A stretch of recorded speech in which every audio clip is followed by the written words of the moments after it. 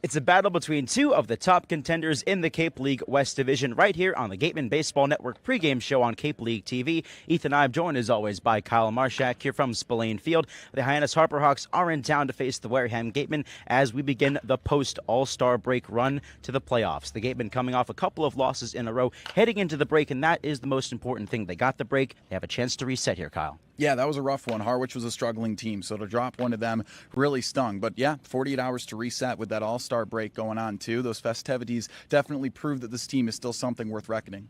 Gatemen haven't been too hot here in the second half. They have only won 6 ball games. They've lost 8. Hyannis, on the other hand, they've won 4 of their last 6, so they're coming in here pretty hot. And they also have the season series as well, 2-1. Gatemen took the first game right here at Spillane Field back on June 23rd, but they've lost the last couple of ball games, so they'll look to even up the season series with Hyannis as well. So coming off the All-Star break, as we mentioned, the Gatemen saw a couple of really great performances. Murph Gray had a double, ended up scoring a run as well. Yohan Destro came up big in that game. Overall at Falmouth, it was a fun day to watch some baseball. Oh, easily. Well, the pitchers combined for 2 2/3 with 1 earned run. That's a solid day. And then the hitters combined for 3 of the 9 runs that the West would ultimately win in that game.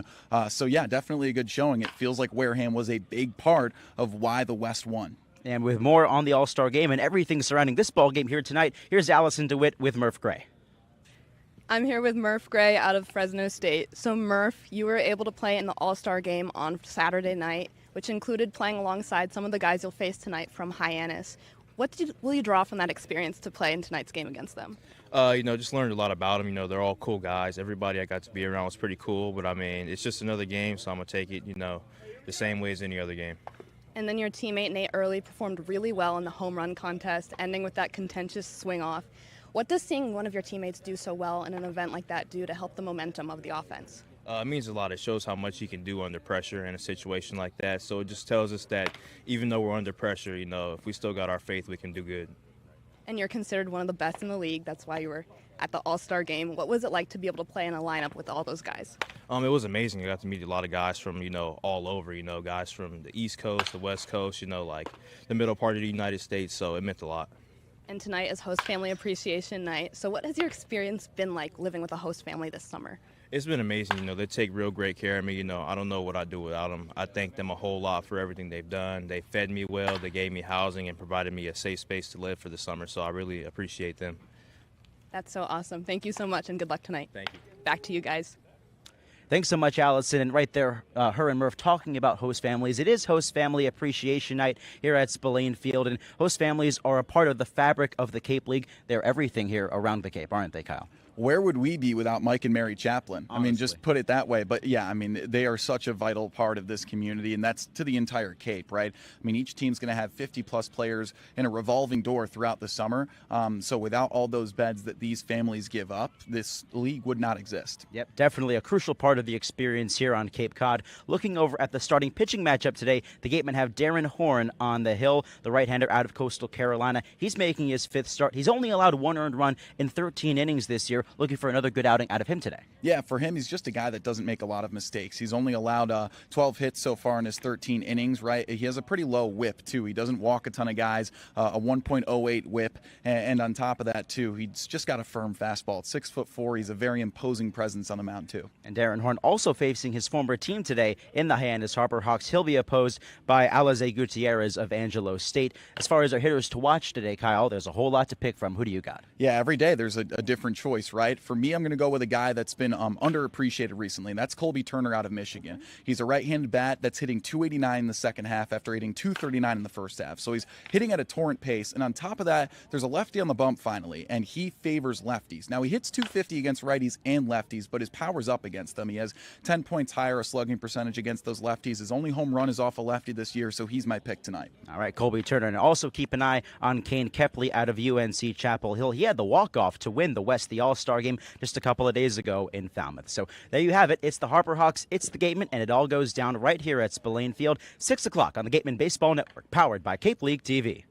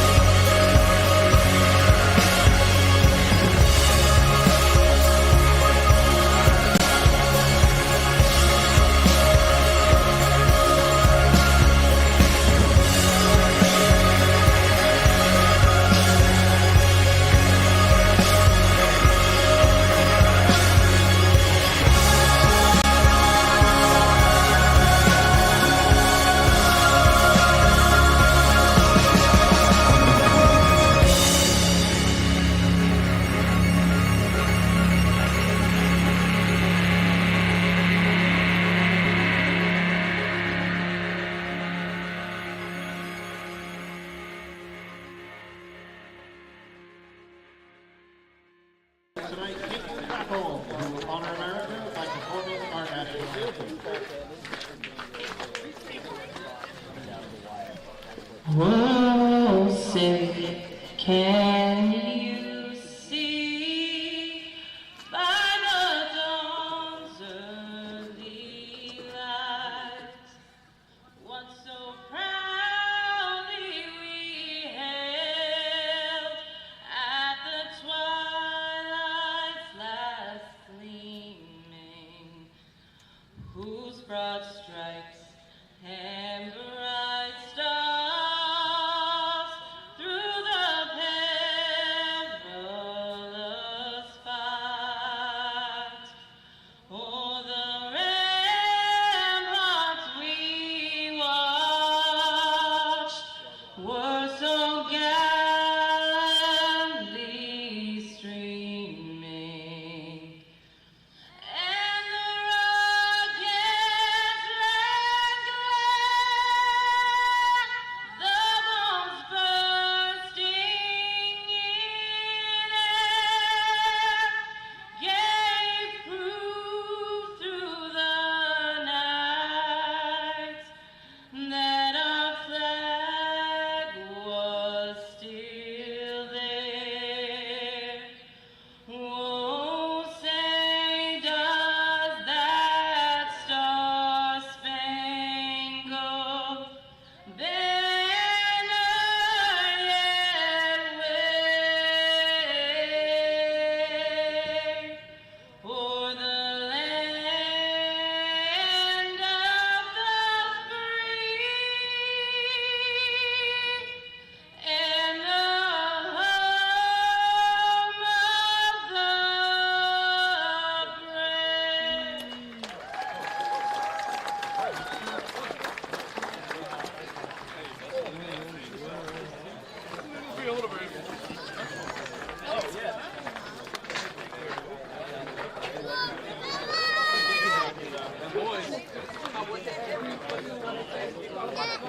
of the brave.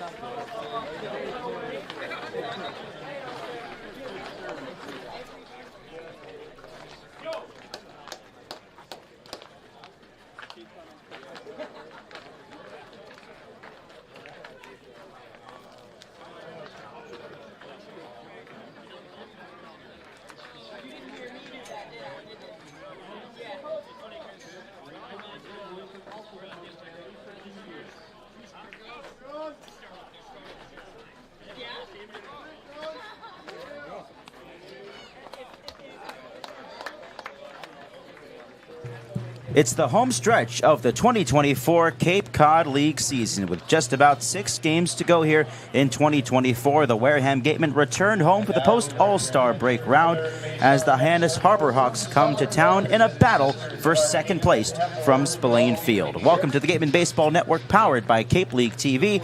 Ethan Eibe, joined as always by Kyle Marchak. Our sideline reporter tonight is Allison DeWitt, and our producer Joseph Patrick Henry.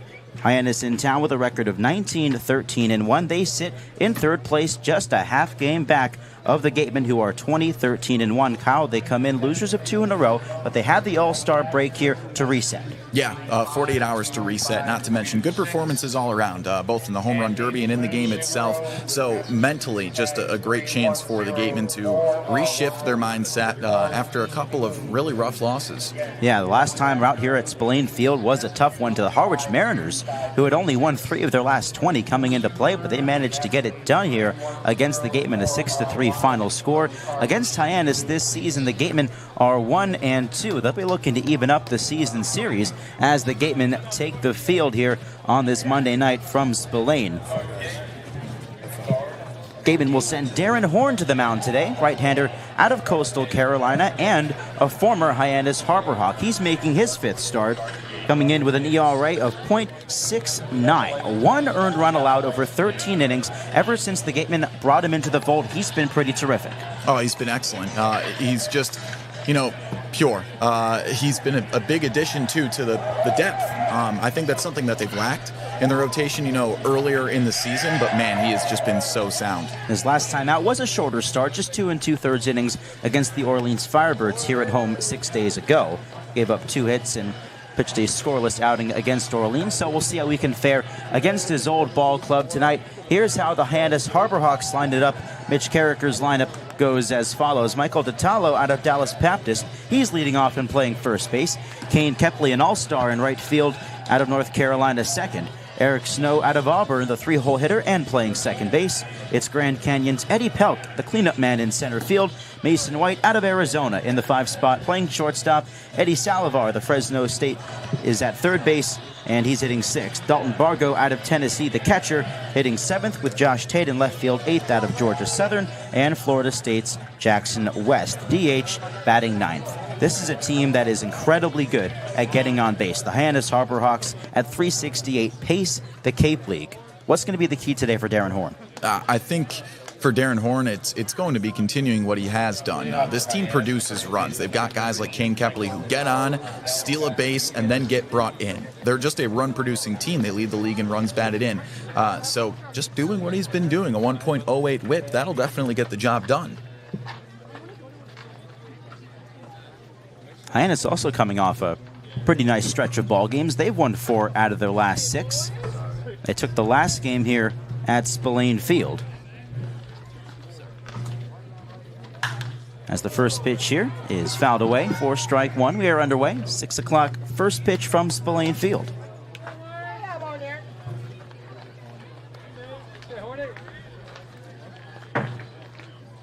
A 1 delivery is driven in the air out towards right. Tracking this one, Colby Turner. Now in a few steps to haul it in. 1 away. Good luck finding the ball in this gray sky today. Yeah, it was sunny during batting practice, and then as the Hyannis Harbor Hawks took the field for their BP, the skies darkened. A little bit of rain around the 5 o'clock.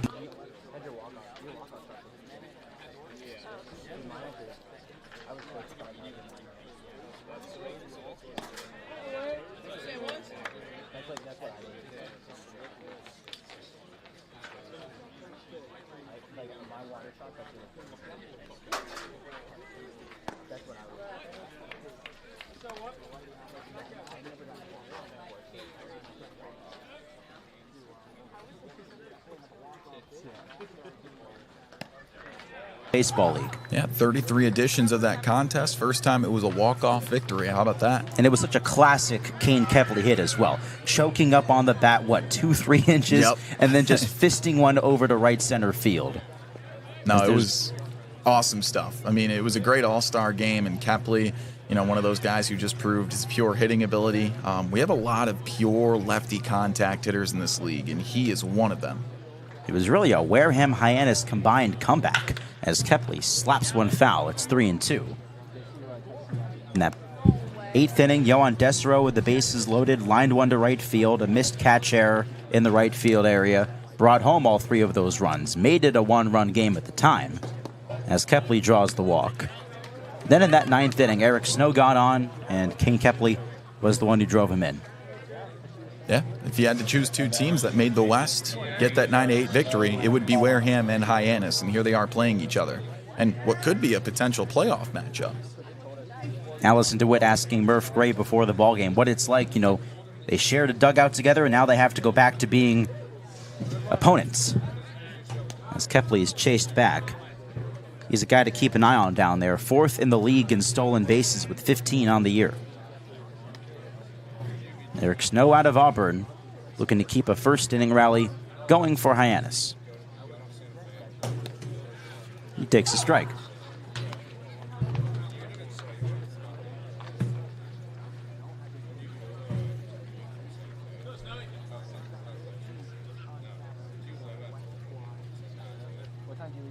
Horn delivers, and Snow a grounder foul up the line.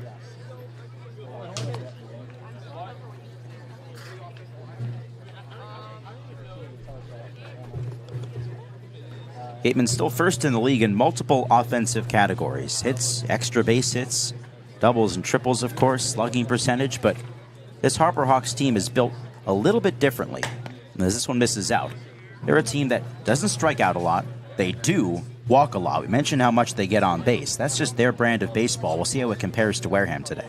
Yeah, they're just a pure run-producing team. They don't have the high-octane offense that the Gatemen have. They don't really produce that many home runs to begin with. But Hyannis is just pure baseball, I guess, from a baseball traditionalist perspective. The comparison I would make is that, let's say, your grandfather would like Hyannis more than your grandson would, if that makes any sense.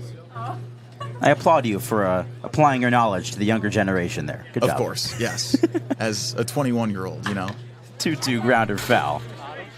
Is it bad that I feel old sometimes? I mean, I kind of get it, but not really. Ball hit me in the knee today. I'm so sorry. Yeah. Are you okay? I'm fine, but, knee pain. Just relating to the audience. Doing your best out here. We all are. Snow off the end of the bat towards short, brought in by Jimenez. Desero now the turn. Double play. 6-4-3 go the Gatemen in the top half of the first inning. Darren Horn rolls 2 to get out of it. Bottom of the first inning coming up. The Gatemen coming up for their first tax in a scoreless ball game from Spillane on the Gatemen Baseball Network, powered by Cape League TV. Whatever your technology needs are, Secure One can help. Learn more at SecureOne.com. SecureWON.com. The Wareham-based AD Makepeace Company, founded in 1854, is North America's largest cranberry grower, the largest private property owner in eastern Massachusetts, and a recognized leader in environmentally responsible real estate development and stewardship. For 170 years, AD Makepeace Company has supported community events and organizations like your Wareham Gatemen. Visit admakepeace.com to learn more. Attention baseball fans, are you ready to hit a financial home run? PCT Federal Credit Union is here tonight to make your dreams of home ownership and driving off in that new car a reality. Their unbeatable low rates on mortgage and auto loans are a win for everybody. Whether you're rounding the bases to buy your first home or looking to upgrade your ride, PCT Federal Credit Union has got your back. Swing by their tent before you leave or visit their website to learn more about how they can help you step up to the plate and score big on your financial goals. The AD Makepeace Company also owns and operates Reed Custom Soils, the area's leading manufacturer of custom soils, including CU structural soil and Rooflight certified green roof media. Reed Custom Soil is also a manufacturer and distributor of baseball infield mix and conditioners. To learn more, visit www.reedcustomsoils.com. Back here in the bottom half of the first inning, no score at Spillane Field. Here's how the Wareham Gatemen line it up. Ryan Smythe's lineup goes as follows. Yohan Desero to lead things off at second base. Colby Turner in right field. Murph Gray, the all-star, at third base. Reese Chapman in center field. He's hitting cleanup. Antonio Jimenez fifth at shortstop. Eli Putnam in the sixth hole at first base. Sam White in left field. West Virginia batting seventh. Jacob Gerald behind the dish eighth, with Michael Lippy, the designated hitter, batting ninth. On the mound today for the Hyannis Harbor Hawks is Zay Gutierrez out of Angelo State. The junior has tossed in just one Cape League game this year. It arrived 5 days ago against the Bourne Braves. 2 innings, 2 hits, 2 walks, and 1 strikeout in that outing. They'll deal with a high-octane top half of the order for the Gatemen. That's going to be without Brendan Summerhill now for theoretically the rest of this season.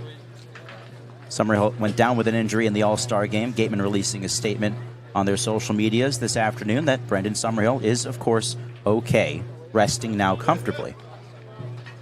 So glad to see that, as Yohan Desero should take over most of the duties at the top of the order for the rest of this season, as a breaking ball finds the zone for strike one. Yeah, luckily we've had a rotation of guys who can hit lead off, and we've had to play without them before, so you never want to say any adjustment's easy, but that one has been practiced. Check swing. Did he go? Yes, says the third base umpire. That's Joe Caraco. The other umpires today behind the plate is Jim Fonseca, and the first base blue is Jesse West.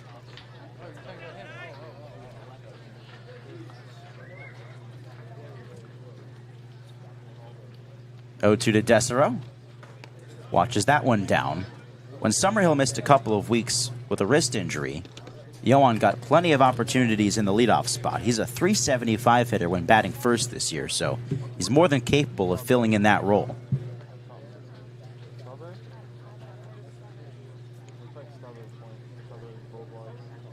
1-2 from the left-hander. This is in. Desro's been on fire as it is. An all-star. He's got hits in 10 of his last 12 ball games. A 369 clip in that time.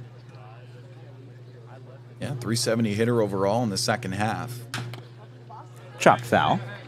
A ton of guys have just heated up in the second half. There are a few guys like Desro, like Colby Turner. The more they've been able to get into the ball games as of late, especially these last couple of weeks, the hotter they've been able to get. Colby Turner batting second for the first time all season.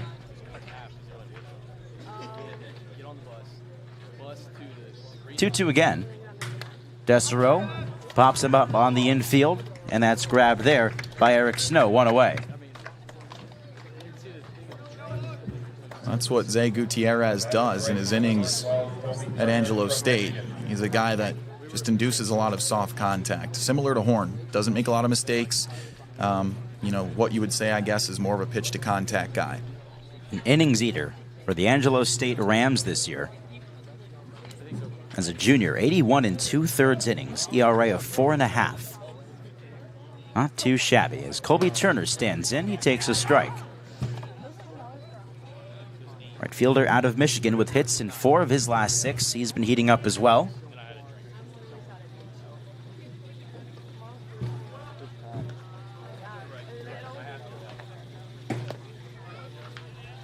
And he watches one down.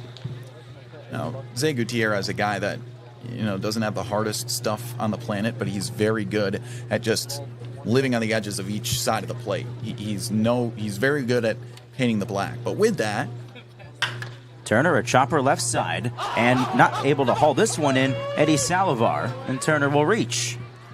you get a lot of that, you know, hard hit ground balls, stuff like that, or he's walking guys because he's just missing his, you know, small marks. He had 40 walks this past year too. Saldivar unable to haul that one in. It's a tough play as well, moving to your left. Just couldn't pick that one up. So Turner aboard. That brings up Murph Gray.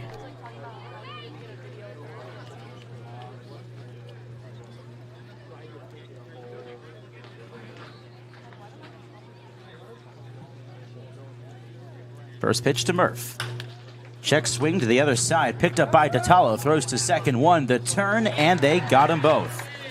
Ace and White tossing it right back for the double play, and just like that, Zay Gutierrez is out of the first inning. Both starting pitchers recording a double play to finish off their first frames. We're on our way to the second, a scoreless ball game here from Wareham on the Gatemen Baseball Network, powered by Cape League TV. Welcome into our first edition of the Wareham Walk-Off in 2024. And our first guest, as we get to know you, is Tony Pluta, a right-handed pitcher out of Arizona. You ready to roll? Let's do it. Let's do it.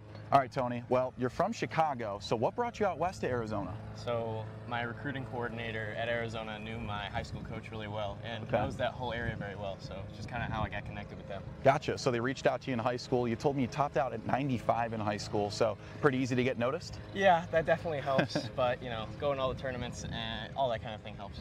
Okay, well, on top of that, you've developed some accolades in your short career in college baseball so far. You were in the Northwoods last year, and then college ball treated you well in 2024. Your spring was pretty fun. How about that Pac-12 championship? What was that like? It was amazing, especially being the last Pac-12 championship. It was an awesome feeling to win the last Pac-12 game ever. Yeah, and then Brendan Summerhill, your Gateman teammate, hit the walk-off. So is it cool to share that moment with your Summer teammate as well? Oh yeah, it's great. Every moment with Summer is something special, so it's great to have a teammate like that. Speaking of Summer, you've been to a lot of different baseball destinations. This is kind of your first one for an extended period of time out east. Where does Wareham rank all time?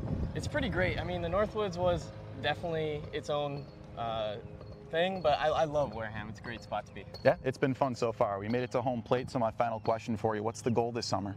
Just pitch well, throw strikes, and get guys out. Awesome. Thank you, Tony. Thanks, Kyle. That's our first edition of the Wareham Walk-Off. We'll catch you guys next week.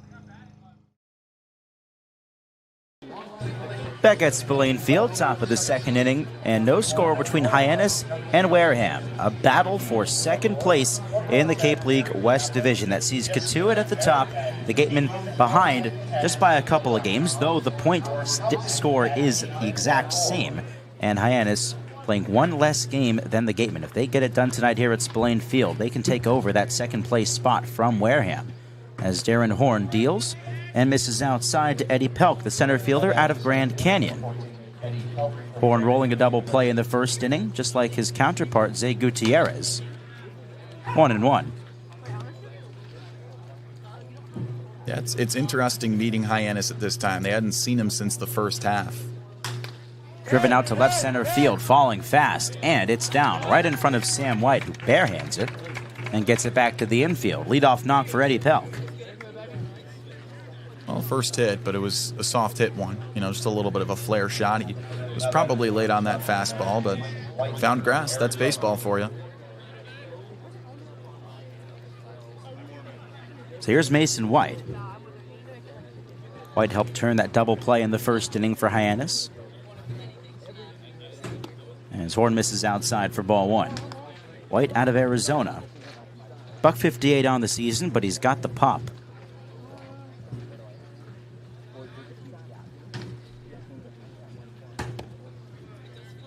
Two 2-0.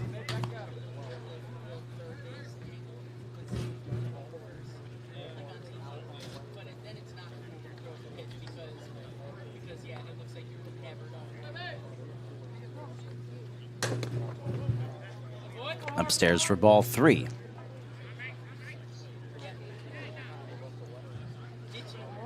Eli Putnam holding on the runner at first base. And a called strike.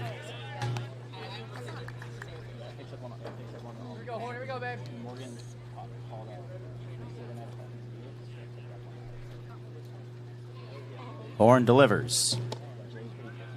Comes back to 3-2. That's a good pitch. He has so much arm side run. I mean, when you have as long a lever as he does, being 6'4", you should get so much spin on that fastball. Pelk is running, pitch up high, and that's ball four. So 2 on, nobody out for the Hawks here to begin the second inning. Give you the rest of the Gatemen defense in the outfield. Sam White in left, Reese Chapman in center. It's Colby Turner in right. The infield third to first sees Murph Gray, Antonio Jimenez, Yohan Desero, and Eli Putnam with Jacob Jarrell behind the dish for Darren Horn. So here's Eddie Saldivar. Coincidentally, both third basemen tonight out of Fresno State.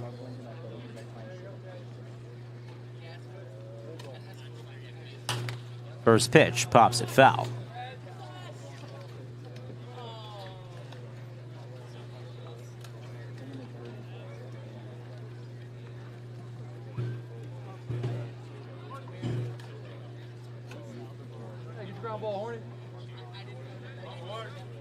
Saldivar's only played in a couple of games as a Hawk. Shows bunt and pulls it back as there's 1-1 now. Yeah, Hawks, like many other teams, just making a late push for roster improvement as playoffs are coming around. Gatemen have been doing that as of late, but adding to their bullpen. A steady stream of left-handers have joined the roster in the last couple of days. Just inside. I don't know how that didn't hit him, but it's ball two. Yeah, I thought that was right for his ribs, but again, that arm side run on the fastball. You know, his stuff really moves like a sinker, just the way it curls out of the way. Pelk at second, White at first, and nobody out in the top of the second. Bunt drop down the third base line. Murph Gray charging in. It's a beauty. Wow. You really couldn't have done it better than that, Eddie Saldivar. Bases loaded for the Hawks. Wow. I mean, you look up perfect bunt in the dictionary, and it's that video right there. Ball that was a baseball's length away from the chalk and stayed that way. No bad rolls, no nothing. Just said, I'm going to drop it right there. Found himself on first. That stings. And Murph Gray was playing even with the bag. Even then, no shot at getting him as Dalton Bargo stands in with the bases loaded and nobody out. Hyannis putting together a rally here to start this second inning.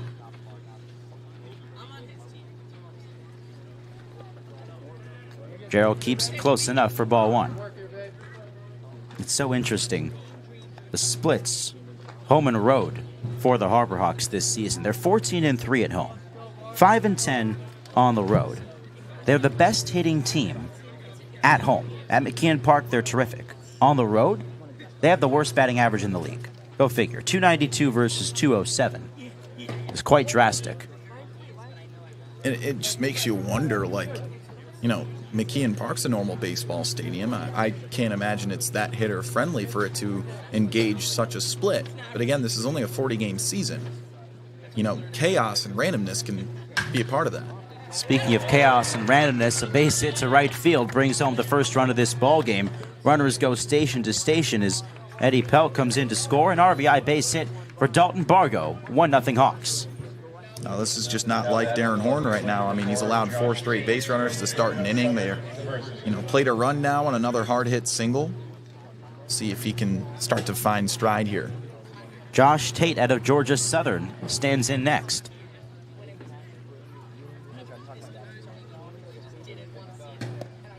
Fooled by the slider for strike one.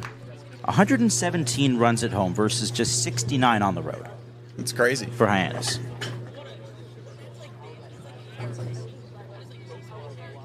Bases loaded and nobody out. The 0-1. Back picked by Gerald.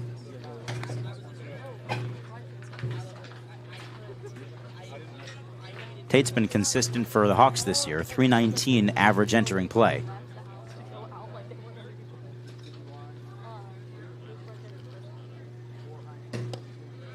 Slider at the knees. 2 strikes.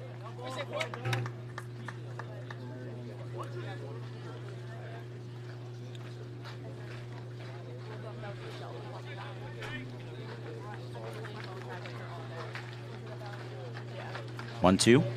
Swing and a miss. Huge first out for Darren Horn. Yeah, and looks like himself there. It's his slider against righties that works so well. But Hyannis does have a lot of lefties in the lineup.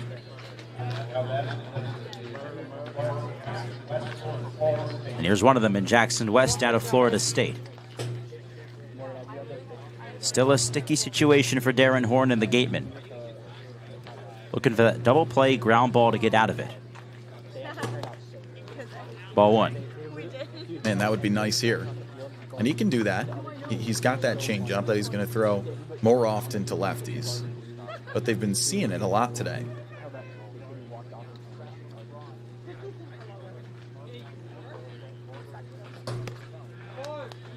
On the outside part of the plate for strike one.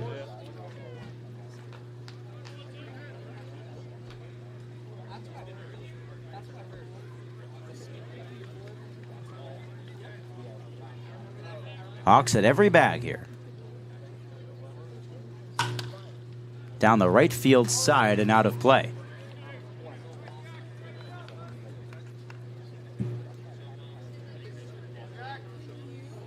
Last time the Hawks were in town, they got it done, a 12-5 win. That was back on June 28th. These two teams have not squared off in the second half. West starts to go around but holds up, and it's 2-2. They'll have one more visit after this. Wareham goes to Hyannis. It'll be on August 3rd, the penultimate game of the season. 2-2. And a full count. Well, he's got to execute here. I think he'll go back to that fastball on the outside edge. Brago at first, Saldivar at second, White at third. A 1-0 Hyannis lead they're looking to add on. Payoff pitch. Up high, ball 4. And that'll force home a run. Third walk of the game for Darren Horn, a 2-0 Hawks lead. Man, that was a close pitch. I mean, a fastball at the letters. Could have been called either way. So White comes in to score. Everyone else moves up 90 feet. And it's back to the top of the order for Michael Tatalo.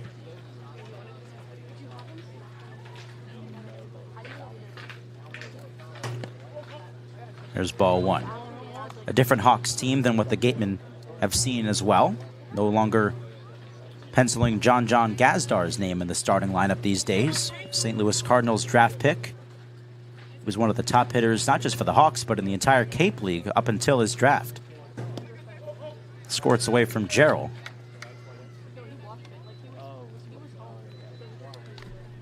That's a couple of good sliders, too. And with a 2-0 count, Eric Luxus calls time. He heads out to the mound to chat with Darren Horn.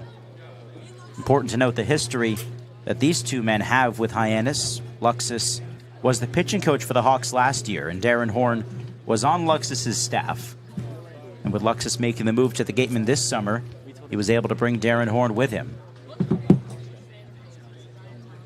Yeah, those connections are important. And there are a lot of kids in this league that, build relationships as a player with coaches throughout the Cape in previous pit stops, whether it's in the Cape or college ball, as we know. I mean, Ryan Smythe's got a couple of keystone pupils that are in the Cape, obviously not on his team. So a lot of, big connections that you develop. I mean, even Hyannis has got a kid in their team that was picked up on the waiver wire, someone that was from Katuitt that was a catcher. And we know that Gatemen have done the same this year. Trying to build a roster that's going to last you. There's ball 3 to Michael Detallo, who flew out to right field just an inning ago. And he's got a chance to perhaps break this thing open early. 2-0 Hyannis, and Hawks at every base. At the knees, a called strike. Detallo's going to have to come back.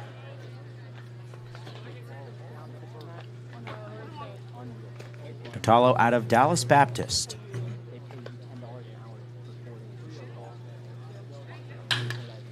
High drive out towards deep center field. This will chase Reese Chapman back. Still going back. It's off the wall.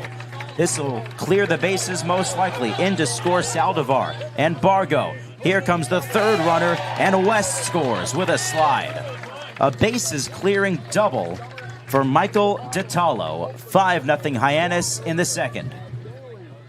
Well, they're just seeing his stuff today. His changeup, they're all spitting on it. For whatever reason, they're picking up his changeup. So the only pitch he's really got right now is either his slider and his fastball. The slider's not getting called for a strike.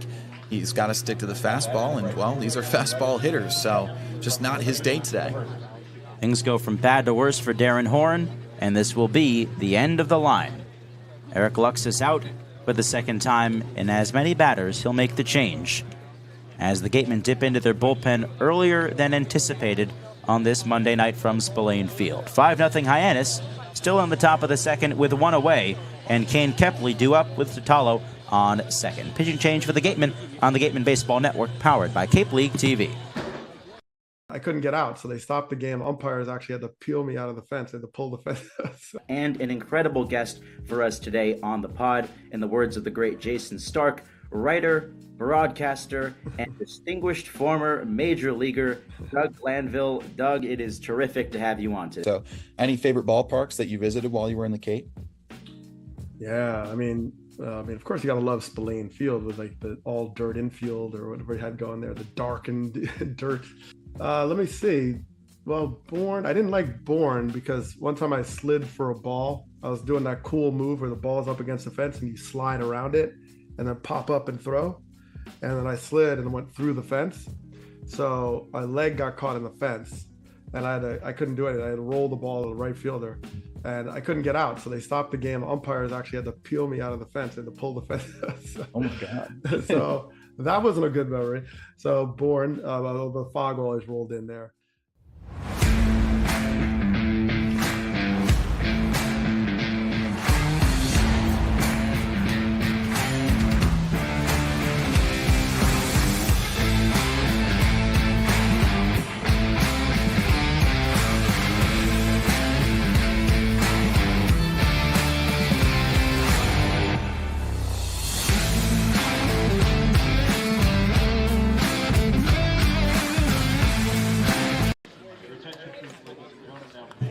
Pitching change for the Wareham Gatemen for the first time in the Cape Cod Baseball League. Here's left-hander Hudson Rowan out of Florida State University, native of Panama City, Florida, 19 years of age.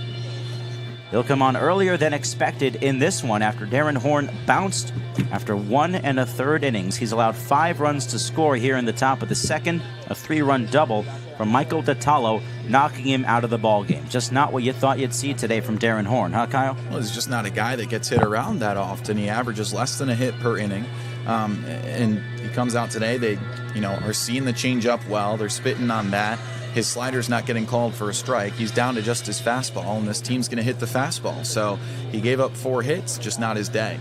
So Horn gives way to Hudson Rowan, who just wrapped up his freshman season at Florida State. 14 2/3 innings, allowed 15 earned runs. He was also pitching in the Valley League this summer in Harrisonburg, Virginia. Harrisonburg Turks.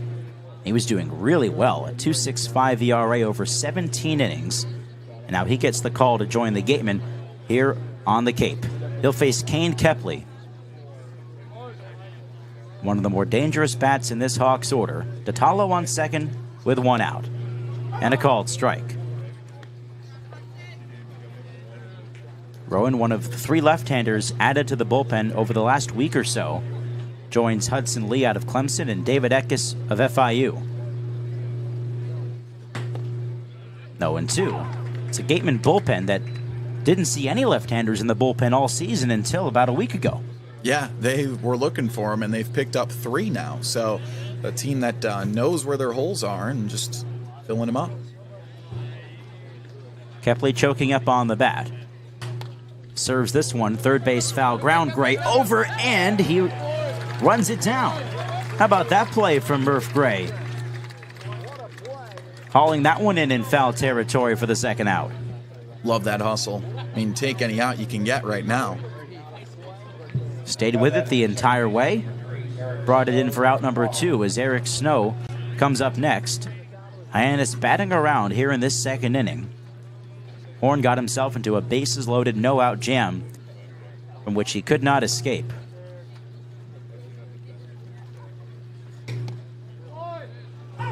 Strike 1 at the knees. Perhaps we'll see Rowan here in somewhat of a long relief outing. It is his Cape League debut. He's ready to give Ryan Smythe all he's got. He checks second and comes home. Count even. Snow a double play grounder in the first inning. A 4-hit second for Hyannis.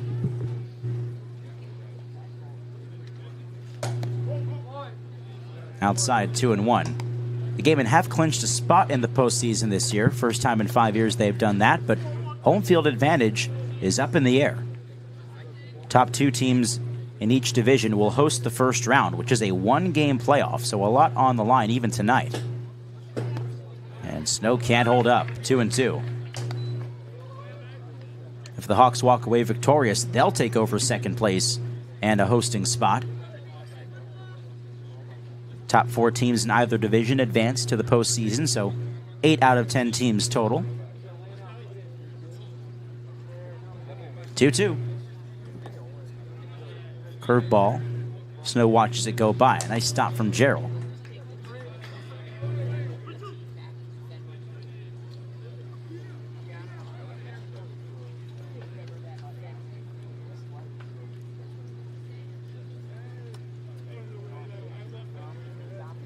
Payoff pitch on the way as Snow skies it in the air out towards right field. Should be playable here for Colby Turner, and he brings it in for out number 3.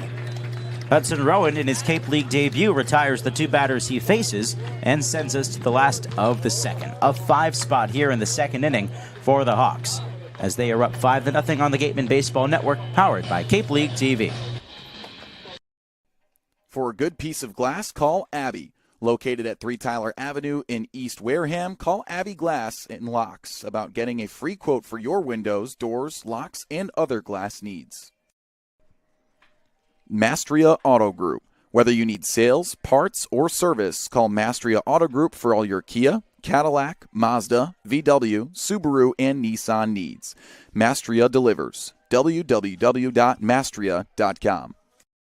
Legacy Insurance has been servicing Wareham and the surrounding area since 1980. Call Legacy Insurance for all your insurance needs at 508-295-1315. Legacy Insurance, your hometown agency. Looking to buy or sell real estate in the South Shore, South Coast, or Cape Cod area? Joanne Stevenson has been selling Massachusetts since 2000. Specializing in residential real estate, she is a part of the #1 Berkshire Hathaway Robert Paul team. Whether you are looking for your first home, vacation home, or relocating, call Joanne Stevenson, your local Wareham agent, for all your real estate needs. A proud sponsor of the Wareham Gatemen. Bottom of 2 from Spillane Field in Wareham with the Hawks up 5-0. Zay Gutierrez has himself a lead to work with as he faces the heart of the Gatemen order. Reese Chapman, Antonio Jimenez, and Eli Putnam due up here in the second. The Gatemen with work to do, Kyle. Yeah, just not Darren Horn's day. Gave up 4 hits, a guy who usually doesn't give up hits like that, but they were seeing his fastball well today, and a couple of balls that were really hard hit. Horn coughed up 5 runs in the second inning, got into a bases-loaded no-out jam and couldn't escape it. The big blow was Michael Detallo's bases-clearing double right over the center fielder Chapman's head as Chapman himself stands in. He'll look to do some damage and get something going for the Gatemen here.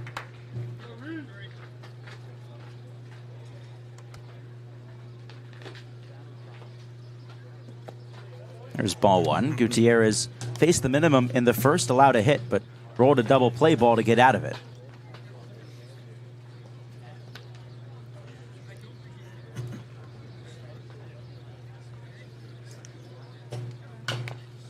Chopper foul at the plate. A lot of soft stuff from Zay. That's his forte. Chapman coincidentally a lot better against left-handers. The reverse splits. He hits .313 against lefties, just .233 against right-handers. Gutierrez finds the dirt this time. 2-1.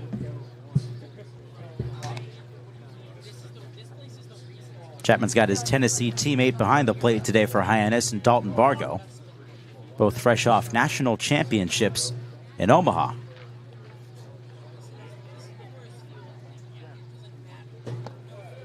Breaking ball misses outside, and a 3-1 count.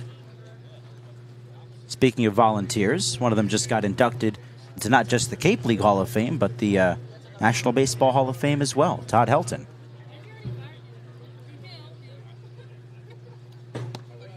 There's ball 4. Chapman aboard to begin the bottom half of the second. Yeah, you and I could do the Hall of Fame metrics conversation for an entire 9 innings. Oh, man. Todd Helton was on my list for a while. Didn't get in until his last year on the ballot. An Orleans Firebird in 1995. Will be inducted into the Cape League Hall of Fame in November, alongside a slew of others, including Wareham's Pat Neshek and Falmouth's Jeff Trundy. Nick Senzel also in that mix. As Antonio Jimenez watches one outside. And a meeting on the mound commencing between Bargo and Gutierrez. Yeah, I think he's just kind of pulling his pitches right now and throwing some soft stuff away. You know, he'll pull that changeup out to a righty like Jimenez. We'll get him in a rhythm. We'll see if he can get Jimenez to swing at it. Jimenez has been a nice run before the All-Star break. A couple of multi-hit games across his last 4. He's 5 for his last 15. We'll see if he can continue to swing the stick well after an off weekend. Ground ball towards third. Slow roller for Saldivar. Throw to second for 1. There will be no turn to first. So Hyannis does cut down the lead runner Chapman. And Jimenez aboard with 1 down.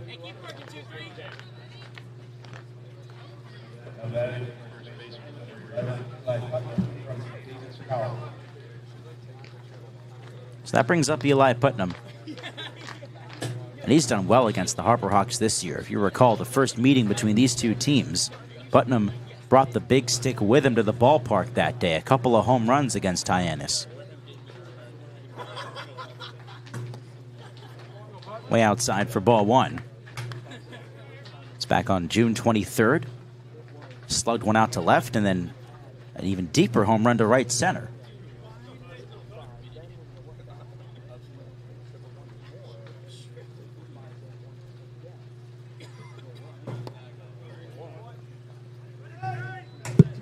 Yeah, he was one of those guys that day proved that opposite field pop. His longest home run of the year, 420 feet. straight away right center field, and that was a bomb. The 2-0. Slapped out to left center. That's down a base hit. Hyannis up to second base. He'll stop there. Putnam's got the Gatemen's second hit of the night, and they're set up well here in the second inning with Sam White coming up next. That's big. You put 2 runners on for Sam White, who's been consistent. He's the same player every day, and he's in different spots in the order, different positions in the field, but always the same hitter. White was also heavily involved in that All-Star game. Got on base, scored a run.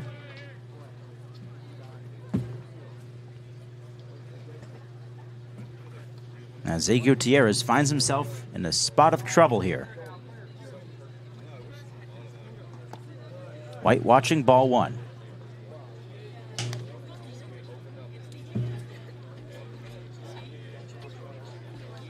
Gutierrez is a guy who's still relatively new to the Cape. He's only tossed a couple of innings this year. I was back on July 21st. The 1-0.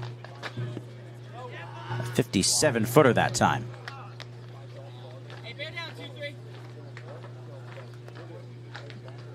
A lot of pitches from him just pulled into the dirt. Having trouble commanding the fastball. See if he can rebound here with 2 on and only 1 away. Put him at first, Hyannis at second. Decent amount of speed out there.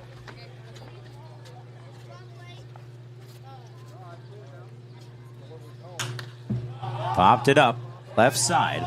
Saldivar calling and grabbing. 2 gone. Time for Gerald to step up. Not what Sam White was looking to do. It'll be up to Jacob Gerald now. Clemson catcher with 2 on and 2 away. A 5-0 Hyannis lead. All 5 of those runs scored in the top half of this frame. Gatemen looking to claw back, but still plenty of baseball left to play on a Monday night. Outside a ball, back pick to first, and it scoots away from DeTalo, scampering up to third Hyannis. It didn't look like DeTalo was ready to receive that throw from Dalton Bargo.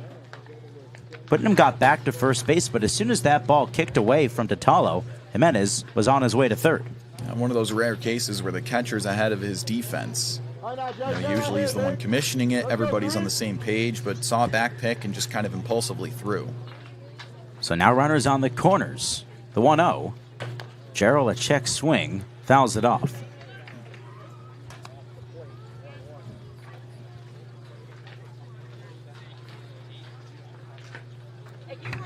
Gerald's got hits in 7 of his last 10 games. Looking to get the Gatemen on the board here tonight. Gutierrez throws over to first, and Putnam picked off. Not the way the Gatemen drew that one up. Putnam caught off of first base. Gutierrez says he's out number 3. And that's how the second inning comes to an unceremonious close. On our way to the third 5-0 Hyannis on the Gatemen Baseball Network, powered by Cape League TV. Here at the Mass State Lottery, we're known for our monster wins. But there's no bigger win than the $1 billion we provide each year to support all 351 cities and towns in Massachusetts. In our game, we know that supporting local businesses and helping communities is how we all win. Because at the lottery, we're all playing for the home team. The Mass State Lottery. Welcome to the state of winning.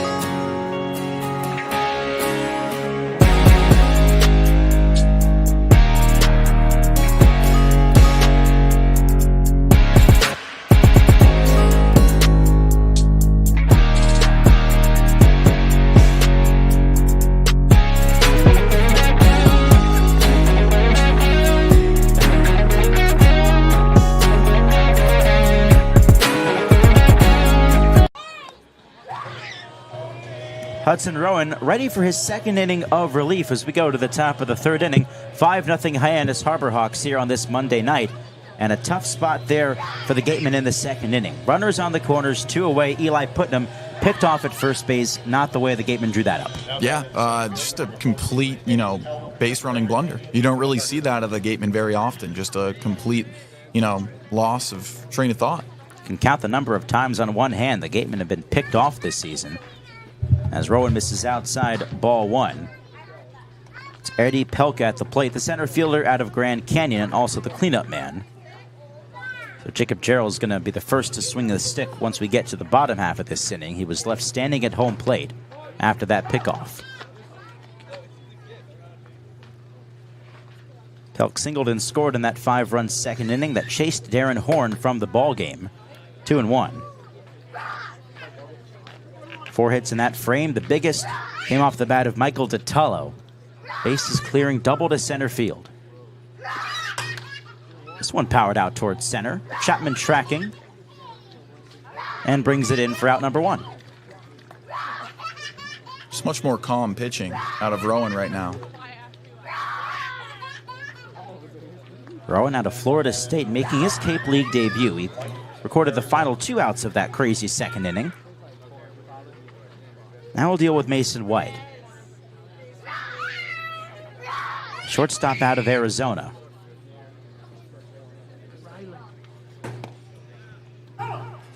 Powers the outside for strike 1.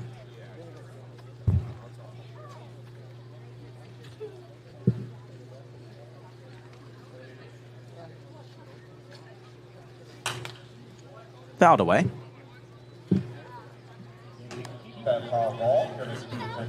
Hawks are coming off a rainout. They were supposed to make up a game that was previously rained out against Chatham yesterday, but another rainout. What do you know? A high drive out to right field off the bat of White. Going after it, Colby Turner in the corner, and he makes the catch. 2 away. A couple of quick outs for Rowan. Yeah, that was a hard hit ball, but again, just inducing, high launch angles. That's his thing, is that fastball up in the zone, changing eye levels, and getting a couple of fly balls. The Orleans Firebirds have been postponed today. Second day in a row for them. That stinks.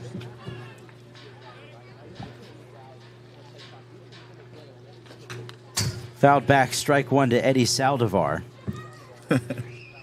You're grinning. You're laughing. I'm just poking fun at the Orleans guys. That's all. I'm always stirring something up. You know me. You're going to get an angry phone call later. Okay, so who would it be from? Dylan Pescator? Easily. Okay, I can see that. Yeah, Ian's too nice. Ian wouldn't make trouble about that. Don't worry. TA's after you. 0-2 the count. Rowan induces a ground ball towards second for Desero. Slings it to first in time. That's just what the Gatemen needed. A 1-2-3 top of the third. We're on our way to the bottom half of the inning. 5-0 Hyannis on the Gatemen Baseball Network, powered by Cape League TV.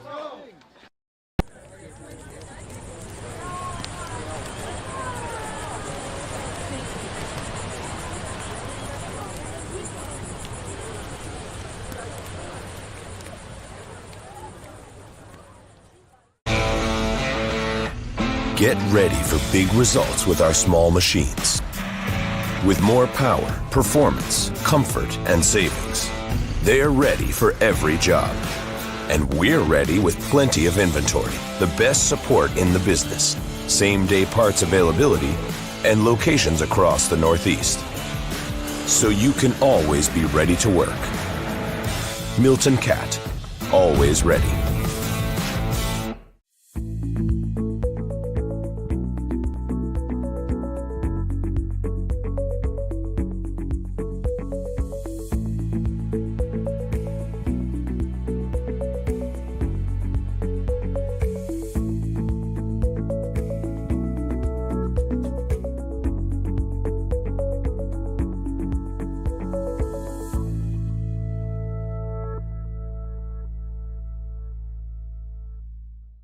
At the Mass State Lottery, we know there's no bigger win than the $1 billion we provide each year to support all 351 cities and towns in Massachusetts. Now that's how we all win. The Mass State Lottery. Welcome to the state of... Heading to the bottom half of the third inning from Spillane Field in Wareham, a 5-0 lead for the Hyannis Harbor Hawks as they look to take over the second-place spot in the Cape League West Division. Just a half game back of the Wareham Gatemen. If they get it done tonight, they'll find themselves in position to host a playoff game. The Gatemen, however, looking to guard the gate. Jacob Gerald, they'll be batting first. Michael Lippi and Johan Desero due up as the Gatemen look to rebuild the rally they had for themselves in the second inning. First and third with a couple of outs, and a pickoff play of Eli Putnam snuffed that out. Zay Gutierrez of Angelo State back on the hill. Gerald now with a fresh count. And outside for ball one. The Clemson catcher hitting .224 on the season. He's left the yard a couple of times, knocked in 7 runs. The 1-0. Off the end of the bat foul. The Gatemen find themselves with an off day tomorrow, and then 5 straight games to finish out the regular season. Playoffs just over the horizon. Gutierrez. It's a swinging foul tip. It goes off the glove of Bargo.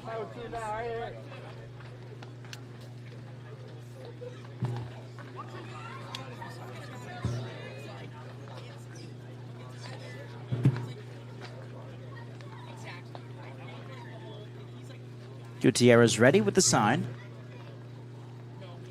And the 1-2. This is out. Good take from Gerald. You're seeing that fastball.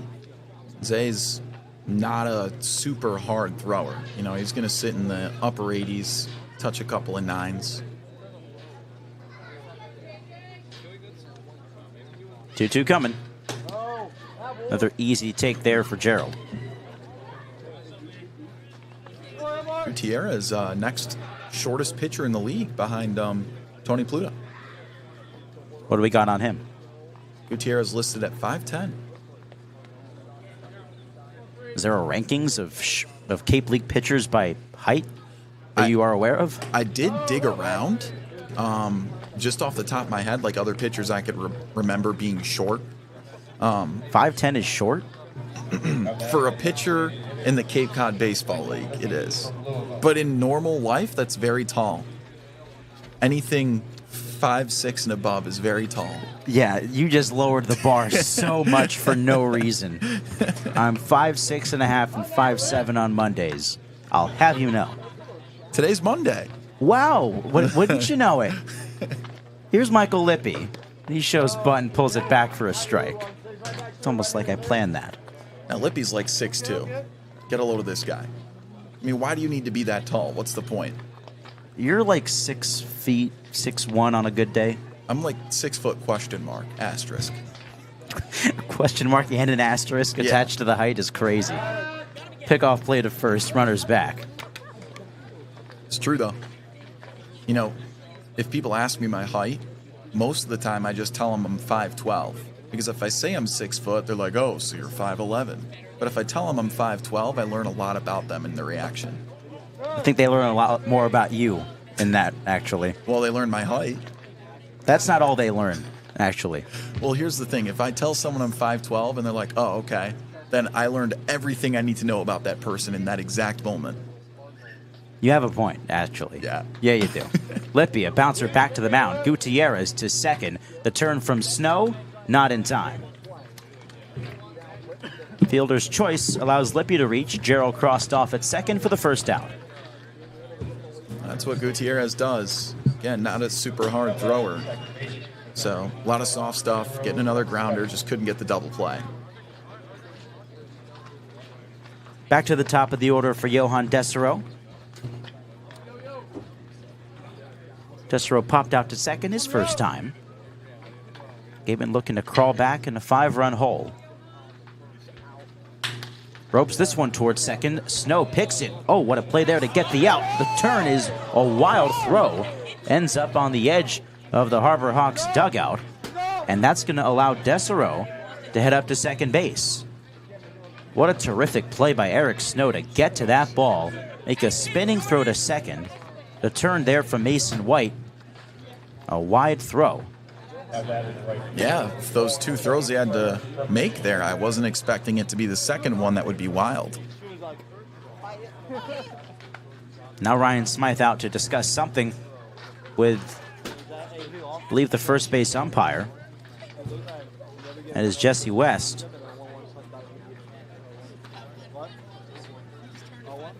What do you think this is about? It had to be something about the play, but I couldn't tell you what it would be. You know, the play at second base was a little bang-bang, but it seemed clean. But just with the motion of his hands, I think he's talking about some sort of obstruction. Maybe the throw, which was pretty on the point, but a little low by Gutierrez, maybe, you know, got the second baseman, or pardon me, the shortstop's, you know, body in the way. But at that point, I mean, that's a done out. That was the third base umpire, Joe Caraco, actually. So play set to resume with Colby Turner at the plate and Dessereau at second with 2 down. Either way, the Gatemen have a runner in scoring position. It's the second time today. First offering, just off the plate for ball 1. Turner signaled on a ground ball to the third baseman his last time. Do-hand an error to Mason White. It's his second of the season. The 1-0. Ball 2. Colby Turner, a guy to watch out for. Really, this entire Gateman lineup, finally seeing a lefty, and it's a right-hand heavy lineup for sure. But Turner, better power against lefties. A chopper up the third base line and foul. This is a Gateman lineup that simply feasts on left-handed pitching. They're hitting .298 as a team against left-handers, 30 points better than the second-place team. That's Chatham. So far and away the best team against lefties this year. Against righties, they're third in the league, just a shade under .250.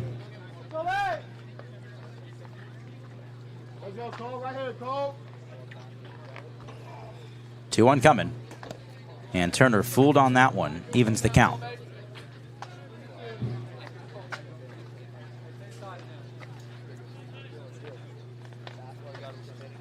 Let's see if the Gatemen can break through here against Gutierrez. Expansive leadoff with second for Dessereau. The 2-2. Swing and a miss. Gutierrez pulled the changeup out, and he got Turner swinging. Dessereau left stranded here as we go to the top of the fourth. Still 5-0 Hyannis on the Gateman Baseball Network, powered by Cape League TV. Ethan Eibe here with another edition of Wareham Walk-Off, and today it's right-handed pitcher Cole Lehman out of Lehigh University. Cole, it's great to have you. Let's get going. Thank you. Thank you. How did you even find your way to Wareham? There was an old player at Lehigh a couple years ago, Mason Black. He played for Brewster. I think Coach Smythe was an assistant there, so there might have been some type of connection there. Other than that, it's always a goal of mine to be up here, and my coach at Lehigh made it happen, so I'm very, very excited to be here. Things that you are working on this summer. Yeah, I think I've found success in it in one of my starts, just kind of throwing the fastball in. That was a huge thing. Coach Luxus said that to us day one. Fastball in and change-ups to righties, so we've been trying to work on those things and, you know, just keep my stuff working. There you go. So, over at Lehigh, you are an economics major with a Spanish minor. Now, I'd love to know why the choice in both the major and the minor? Well, I had a great economics teacher in high school, Mr. Wagner, and then Spanish minor, I just did some traveling as a kid. My family, we went to Cuba. I played in Puerto Rico for a week. How are you enjoying the Cape League experience so far? Oh, it's great. I love all the guys, love the coaches, love my host family. Tate, I live with Tate, love Tate. That you think more people should know about Cole Lehman? Well, I have a special talent of finding four-leaf clovers. Really? So that's something. But try to be energetic, try to bring good energy every day. You know, at school, something I'm big on is trying to help the younger guys, you know, do the best they can and grow into the best pitchers they can be. So it's a big part of my game and who I am. So, yeah. Cole Lehman, always looking to pass it along. Pleasure to have you. Thank you. Bottom third of the order due up for the Harbor Hawks here in the 4th inning. Dalton Bargo, Josh Tate, and Jackson West against Hudson Rowan, making his Cape League debut. He's in his 3rd inning of relief for Darren Horn. First pitch powered out to left field. Sam White over a couple of steps to make the catch. Quick start, I'll take it. How about Rowan in his debut so far? That's 6 straight retired. Yeah, 6 up, 6 down for the left-handed freshman out of Florida State. He has been something of an epiphany in this Gatemen bullpen here as of late, after Darren Horn went down in the 2nd inning. It's ball 1 to Josh Tate. An uncharacteristic day for Horn, who allowed 5 runs in that 2nd frame. And since then, Rowan's been dynamite. An overcast early evening here in Wareham will soon dip to dusk as the Hawks and the Gatemen do battle on this Monday night, searching for sole possession of 2nd place in the Cape League West. Strike 1.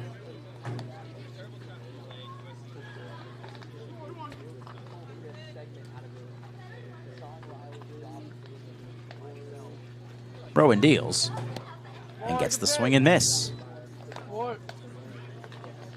Rowan only had 14 2/3 with Florida State this past year. This is a guy who throws pretty much an inning at a time. And here he is 2 innings into this outing. Fouled away, count stays where it is.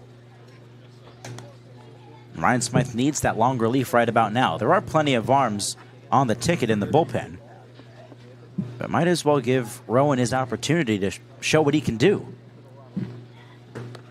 And he almost baited the swing on that curveball. Full count.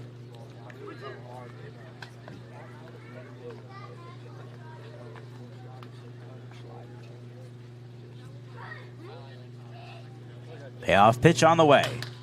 Popped him up on the infield. Jimenez, the first on the scene, but it should be Johan Desro who calls him off. Out number 2. Just a ton of pop flies. He's got 5 induced today. 4 of them, sorry. I'm working on my math skills. You're always working on your math skills, Kyle. My father would be so disappointed if he was listening right now. He's good with numbers. And there's another fly ball, but this one too far foul to do anything with. Jackson West at the plate with 2 away in the top of the 4th. You're not much of a math guy, Kyle Marchak? No. You said that very emphatically. You know, I had to take those classes in high school and stuff like that. As a matter of fact, I took honors. Wow. Cool. Swing and a miss, 0-2. It was a grind, though. Not the easiest class for me to take, I can tell you that. I failed AP Calculus. Did you? Yeah. Well, at least it was AP, you know? I had no business being in that class. You mean like the exam or the class?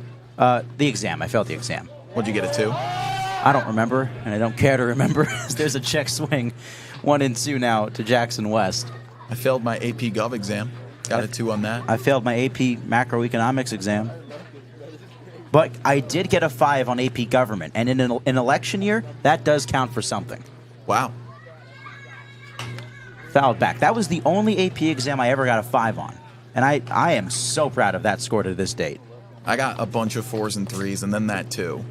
Man, a 5 on AP Gov. You know, all votes are equal, right?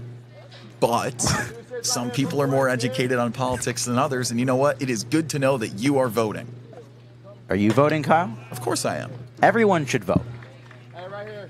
If you haven't registered to vote, it's not too late to do so. 2-2 the count to Jackson West. The pitch. Fouled back again. We got a little battle going here. I'm not going to tell you who to vote for, obviously, but I am going to tell you or ask you to vote. Yeah. It is your I'll vote. civic duty, after all. Yes. Our votes do matter. Look at us. We're such responsible young adults. Still 2-2 to West. So, who are you going to vote for? No, That's not what we're going for here. Probably not Joe Biden, because he's no longer in the running. That is true. That is true. The 2-2 on the way. And that's down for ball 3. A full count to West. But who knows?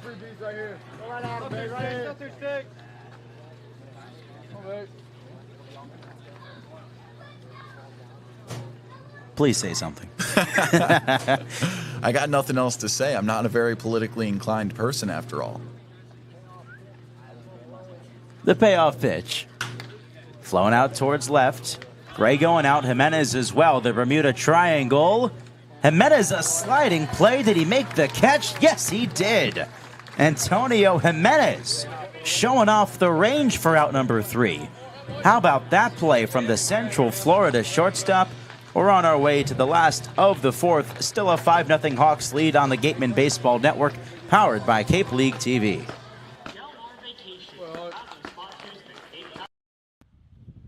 Welcome into our next installment of the Wareham Walk-Off, and this time we're joined by a Wareham Gatemen infielder out of Fresno State, Murph Gray. You ready to roll? Oh, yes, sir. All right, let's do it. Well, how was the Cape trip choose your destination this summer? Honestly, pretty great. I love it out here. The weather's nice. The people are great, and I'm playing with some of the best of the best, so I love it. Warm weather, too, I guess kind of akin to California being from there?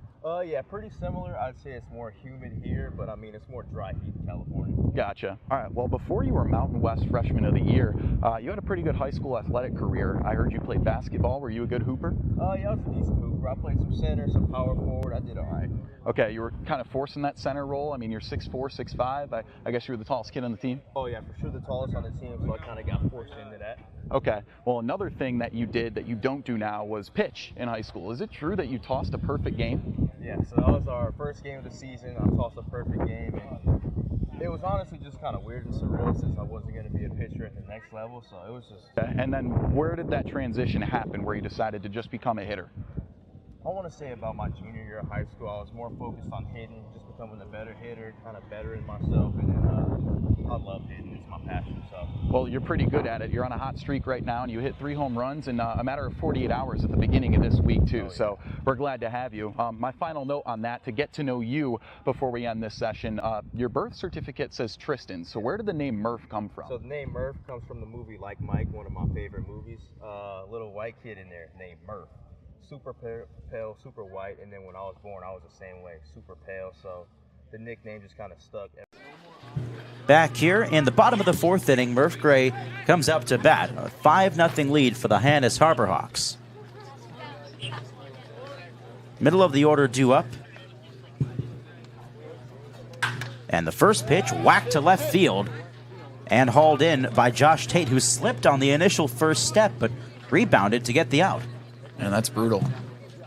Hard hit ball right at a left fielder. And Gray, a guy who swings the first pitch more often than not. That's just his approach. Sometimes just results in guys getting hit right at people. As Reese Chapman stands in next. Chapman walked in the 2nd. He looks to spark something here in the 4th.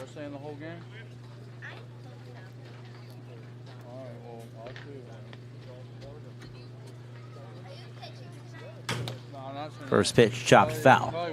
Gatemen have had their chances today. Runners on base in every inning. Their best chance was in the 2nd. Runners on the corners with 2 outs, and a pickoff of Eli Putnam at first base laid waste to those plans.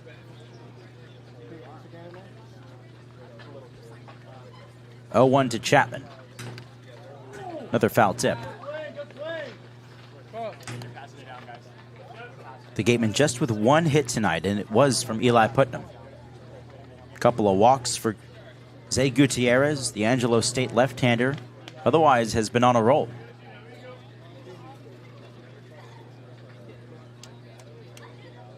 Here's the 0-2. Nice breaking ball, 12-6 curve, just off the top of the zone. And that's a lot of vertical break right there.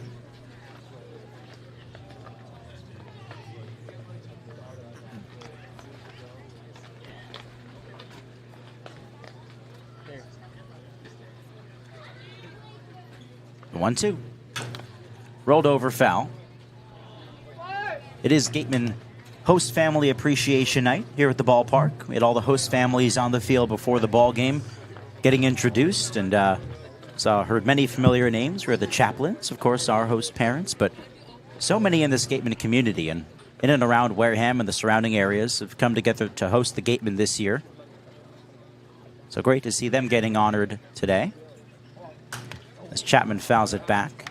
And it was funny, hearing all of the different host families get introduced. We were hearing some Gatemen who were warming up in left field, shouting out their support for their host parents. Yeah, it was great. I mean, Mike and Mary Chaplin get announced, and you and I are sitting up here in the booth like two toddlers, like, yeah. So it's fun. It's cool to show support for the people that have physically supported you throughout this summer, and it's such a unique experience. I mean, there's literally nothing like it. Not since the 1700s when, quartering was legal. I can't believe you went there. But it's true. I mean, it's in the amendment now. It's an amendment. You can't force people to live in your house, so these people are doing it, by their own grace. Liner to short, one hop, and the throw to first for Mason White in time for out number 2. We just went from appreciating host families to talking about the quartering act. But I have whiplash. It's a good comparison, though. Well, this is a willing thing, though. Yes, we didn't that's what I'm saying. We didn't just show up to Mike and Mary's front door and say, "I want to live here." That's not how it worked. To them, that might be normal. They've seen so many kids in and out of their house throughout the years. I guess this is true. Although, as Antonio Jimenez stands in with 2 out and nobody on, a swing and a miss. I heard Mary remark early on in the summer that she heard from her neighbors, like, "Oh, I see a lot of cars outside your house these days. Looks like your summer suns are back, huh?" Summer suns. That's what we are. That's what all of these Gatemen players are as well. The 0-1. Chased for strike 2. I wonder what they do when we're gone. Does time just stop while we're gone? In my head it does.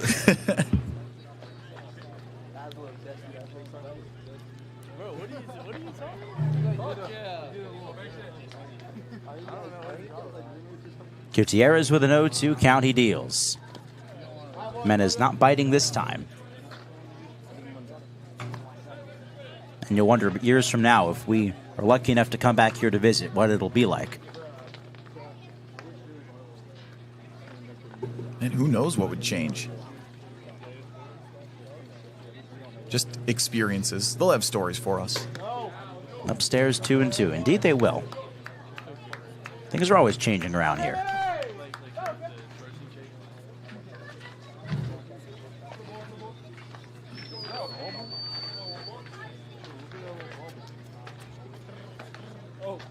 Here's the 2-2.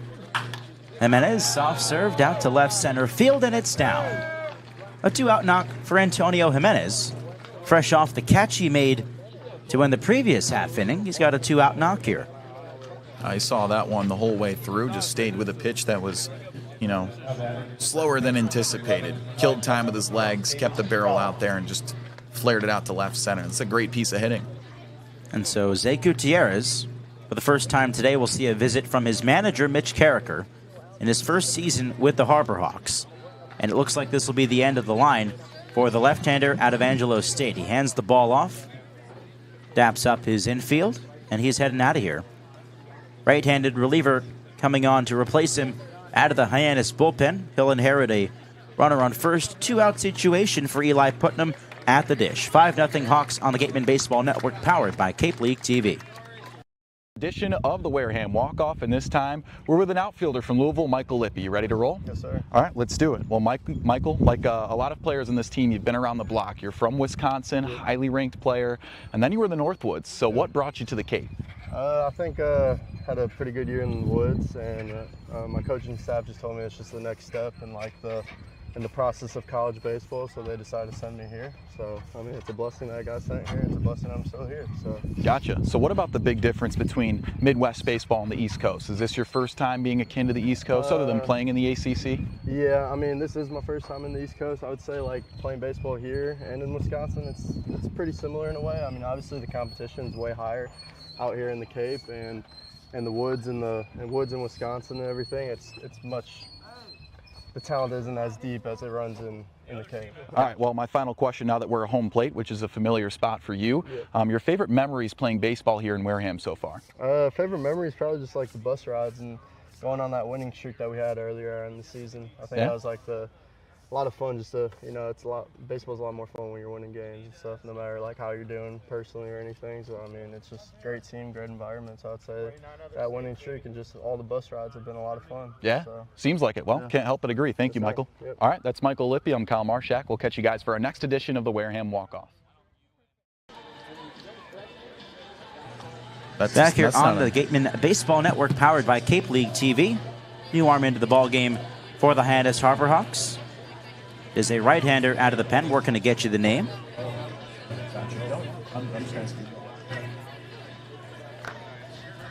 Meanwhile, it's Eli Putnam at the dish with Antonio Jimenez at first base with 2 outs. It is Drake Meeks, right-hander out of Southern Mississippi.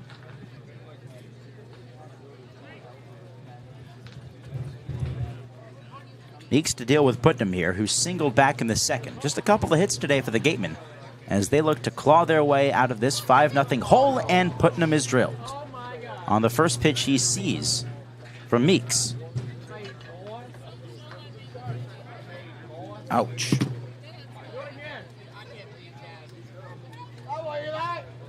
So Putnam will head down to first base. First and second now for Sam White. Now batting left fielder, White from West Virginia.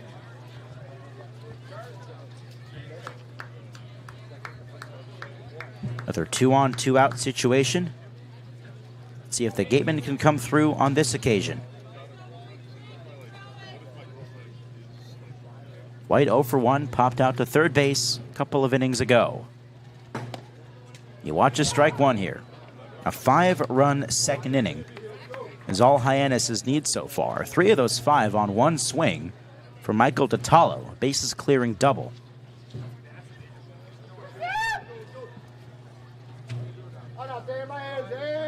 The 0-1.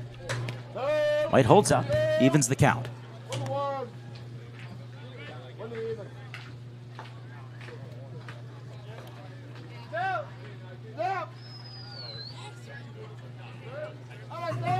Both runners take their leads. Nobody holding them on. The pitch. Soft out to left field. That's going to be down for a base hit. To third base goes Jimenez. Mobs with the wave around. The throw home is cut off, and Jimenez scores. RBI knock for Sam White, and the Gatemen finally on the board tonight. It's 5-1. That's clutch stuff. This is the team that struggled with runners in scoring position. A 2-out knock with a runner on. I mean, that's just beautiful hitting by Sam White. White, one of the better hitters in running with runners in scoring position. He's even better with 2 outs. A 357 clip. He just boosted that. As Jacob Jarrell steps up next. Putnam advances to second on that play, as the Gatemen look to keep the 2-out rally going.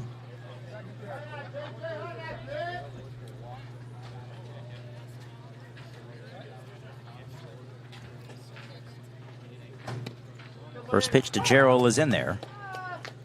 4 games for the right-hander Drake Meeks out of Southern Mississippi this year. 4 games for the Golden Eagles. He's pitched in 4 games for the Hawks. No earned runs yet over 6 innings of work. And now he's hit Jarrell. I believe that one caught a piece of the home plate umpire, Jim Fonseca, as well. A couple of hit batters here for Meeks, and the bases are loaded. This is what the Gatemen needed. You know, Darren Horn had a day that he wasn't expecting, and now they have a reliever coming out who just can't find his command early. And this is a team that's very good at capitalizing on those mistakes.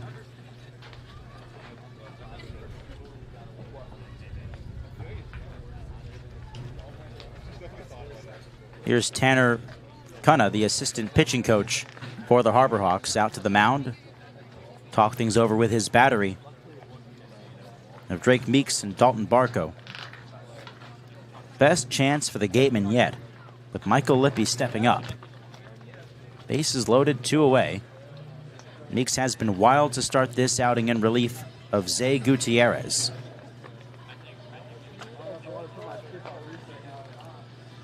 Gutierrez's line now complete with Jimenez scoring. So 3 2/3, 2 hits and that 1 earned run. 2 walks and 1 strikeout. Let's see what Lippy has in store for the Gatemen here. First pitch, a drive out to right field. This one deep. Kepley tracking it to the wall. It's off the top of the wall.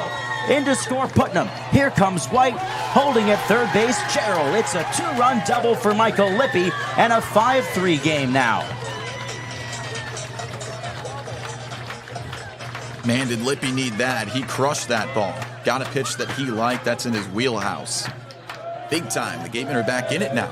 He came just a couple of feet away from tying this ball game up. Right off the top of the wall in right field. And Kepley did well to field it off the ricochet. That likely kept Gerald from scoring. But now a base hit here could tie it. Or a titanic swing from Yohan Desero could result in the Gatemen taking the lead. As there is a base hit to right field. Into the corner it goes. Here's Gerald. Lippy right behind him. Desero on his way to second. We're tied up. 5 apiece. Desero, how about it? Man, they're seeing this kid's stuff right now. A couple of fastballs down the middle, and they did not miss him. A 2-out rally indeed. And a 5-run bottom half of the 4th inning, all squared up at Spillane. And perhaps a chance to take the lead with Colby Turner at the plate. A couple of 2-out, 2-run doubles from Lippy and Desero have turned this game on its head. As Turner watches ball 1.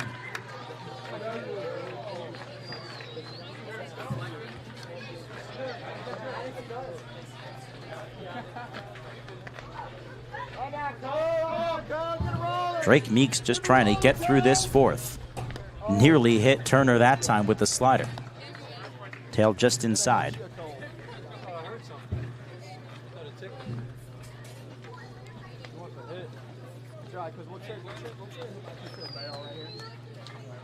The 2-0. And a called strike.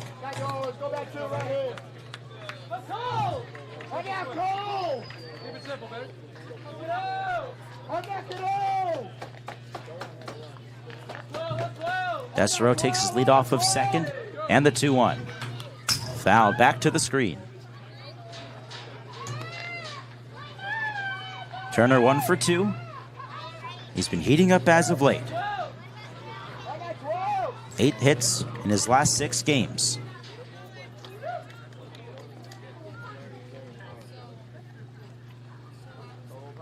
Meeks deals the 2-2. And it's just inside. A nice take there from Turner to run the count full. This is big, base hit ball 4, and Turner's been very sound. A 5-run 4th, and the Gatemen looking for more. Runner goes, a swing and a miss. Turner down on strikes, a nice slider there from Meeks gets him out of it. But the right-handed reliever enters, and the floodgates open for Wareham. An RBI base hit for Sam White, and a couple of 2-out, 2-run doubles for Michael Lippy and Yohan Desero to the top of the 5th, a 5-5 score. But for more now on Host Family Appreciation Night at Spillane Field, here's our sideline reporter, Allison DeWitt. Thanks, guys. As you mentioned, it is Host Family Appreciation Night here at the ballpark. So to celebrate, I am joined by catcher Jacob Gerald's host parents, Kim and Dan. So you guys have been hosting for 2 years now. Jacob is your 4th player. What got you into hosting? We were both in college. We traveled overseas, and we were both with host families, and we really loved the experience. So we knew our family wanted to do that when we were able. And, I still keep in touch with my host family from 20 years ago. So it's just a really great experience. We wanted our children to have the same experience we did. That is so incredible. What has been your favorite part of hosting so far? I'd say watching Jacob interact with other kids and then coming to watch him play here. And then finally, if there is one thing that Jacob and any of your future hosties could walk away with from this experience, what would it be? Just become part of the family. Just dive right in. We love that he's part of our story and that we're part of his. All right, well, thank you so much for being here, and back to you guys. Thanks so much, Allison. Terrific stuff there. Getting to talk with Jacob Gerald's host parents, one of the many host families that the Gatemen have this season. Really incredible to hear their perspective on things. And, you know, it means a lot to these guys that they get to be hosted by the community, but at the same time, it has a positive impact on guys like Kim and Dan that Allison just spoke to. It means the world to them as well. Yeah, it's really cool, and thank God they got Jacob Gerald. He's one of the more tame and normal individuals on this roster, right? But no, in all seriousness, I mean, all of these kids are good. It's been really fun to see how they develop relationships with their host parents, and you and I both know personally just how selfless those people are. Absolutely is. The first pitch here to Michael Tatalo is fouled back from Hudson Rowan, left-hander, out for his 4th inning of work, and now a 5-5 game. Yeah, it really is terrific. Just how much host families mean, not just to the Gatemen, but the entire Cape Cod Baseball League. That's what allows the league to run. You know, this is a league powered by the volunteers. Every game is free for fans to attend, and it's the volunteers that make it so.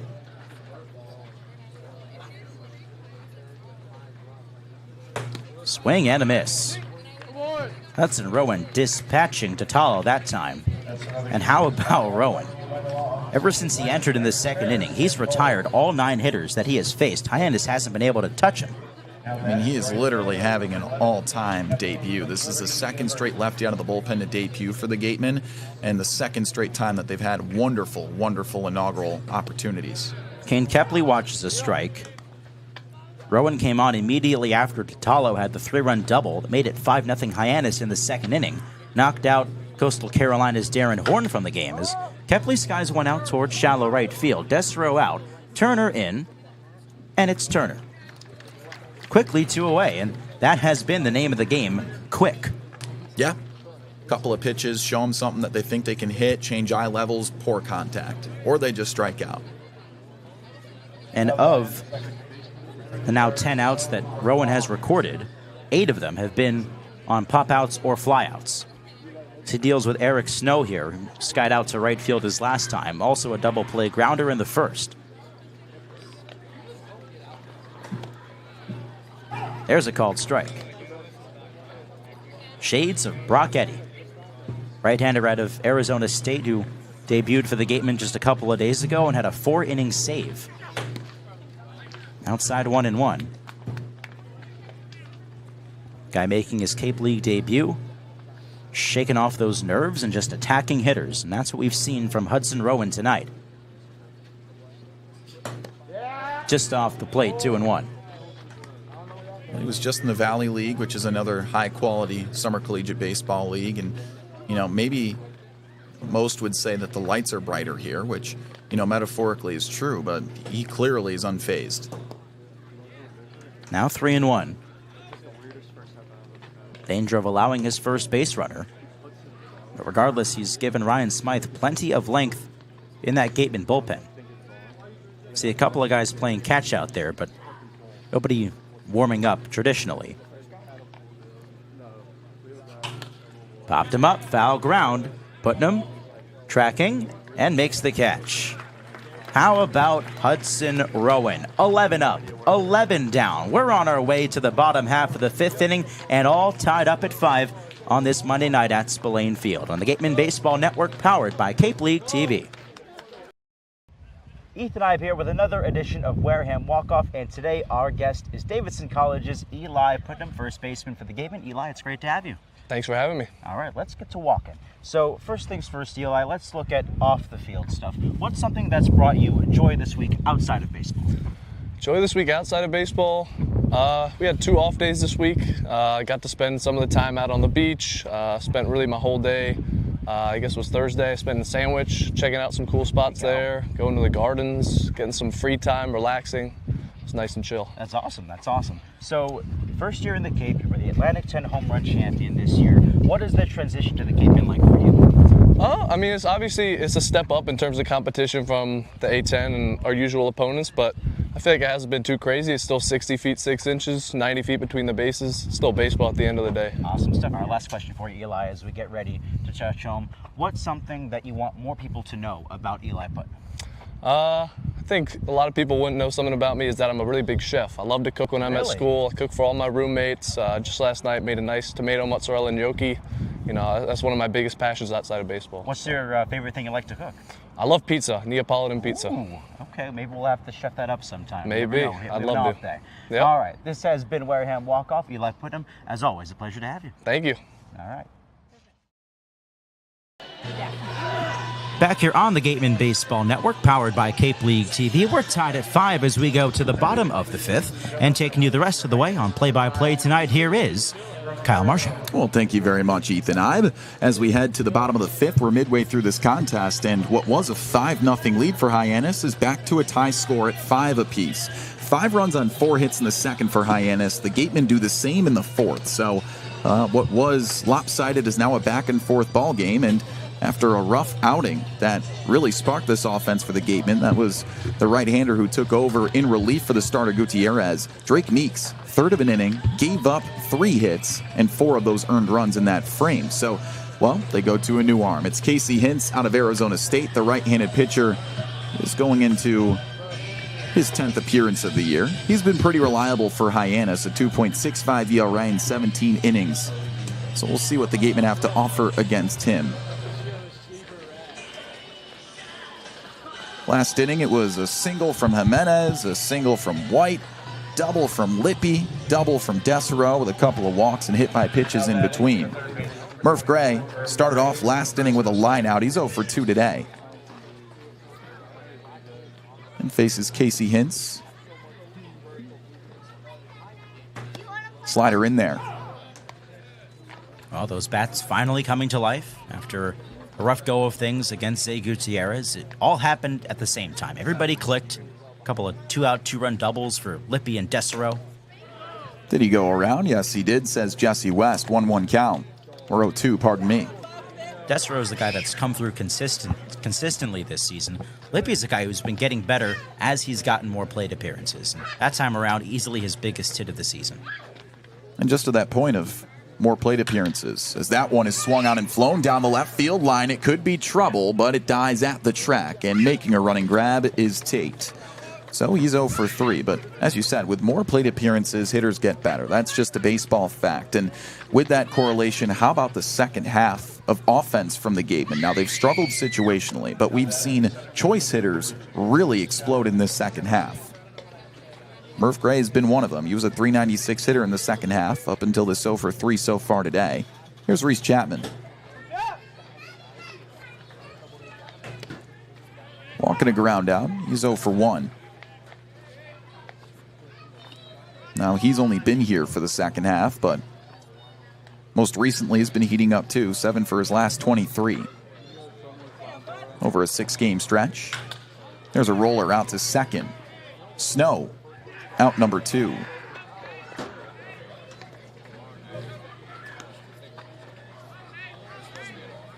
Jimenez 1 for 2 today. Fielder's choice in a single. .218 hitter, but .344 on base. One of the best walkers in the league with 18.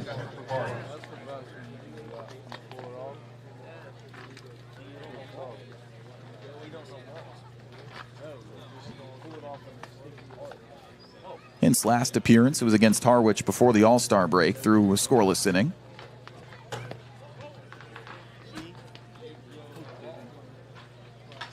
But he did partake in those All-Star festivities. Secured the win, essentially. So that one's grounded to third. It stays fair. The play by Saldivar, it's in there and in time. So with that, the Gatemen go down in order as Hintz comes in relief. So it's still a 5-5 score as we head to the top of the 6th at Spillane and the Gatemen Baseball Network, powered by Cape League TV. Welcome into our first edition of the Wareham Walk-Off in 2024. And our first guest, as we get to know you, is Tony Pluta, right-handed pitcher out of Arizona. You ready to roll? Let's do it. Let's do it. All right, Tony. Well, you're from Chicago, so what brought you out west to Arizona? So my recruiting coordinator at Arizona knew my high school coach really well and knows that whole area very well. So it's just kind of how I got connected with them. Gotcha. So they reached out to you in high school. You told me you topped out at 95 in high school, so pretty easy to get noticed? Yeah, that definitely helps. But, you know, going to all the tournaments and all that kind of thing helps. Okay, well, on top of that, you've developed some accolades in your short career in college baseball so far. You were in the Northwoods last year, and then college ball treated you well in 2024. Your spring was pretty fun. How about that Pac-12 championship? What was that like? It was amazing, especially being the last Pac-12 championship. It was an awesome feeling to win the last Pac-12 game ever. Yeah, and then Brendan Summerhill, your Gateman teammate, hit the walk-off. So is it cool to share that moment with your Summer teammate as well? Oh yeah, it's great. Every moment with Summer is something special, so it's great to have a teammate like that. Speaking of Summer, you've been to a lot of different baseball destinations. This is kind of your first one for an extended period of time out east. Where does Wareham rank all time? It's pretty great. I mean, the Northwoods was definitely its own thing, but I love Wareham. It's a great spot to be. Yeah, it's been fun so far. We made it to home plate, so my final question for you, what's the goal this summer? Just pitch well, throw strikes, and get guys out. Awesome. Thank you, Tony. Thanks, Kyle. That's our first edition of the Wareham Walk-Off. We'll catch you guys next week.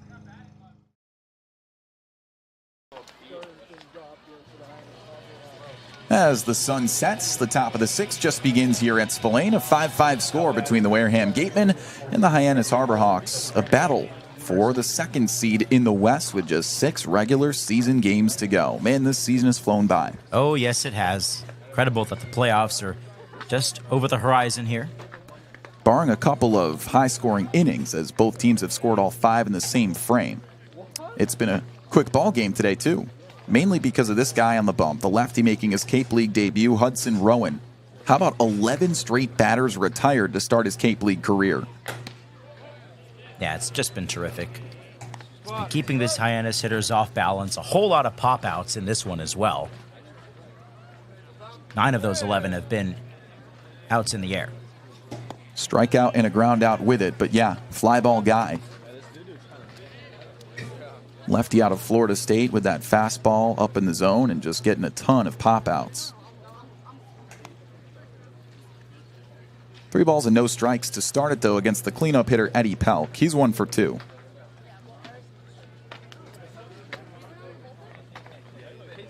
Rowan came in relief back in the 2nd inning for Darren Horn, who had a rough outing through 1 1/3.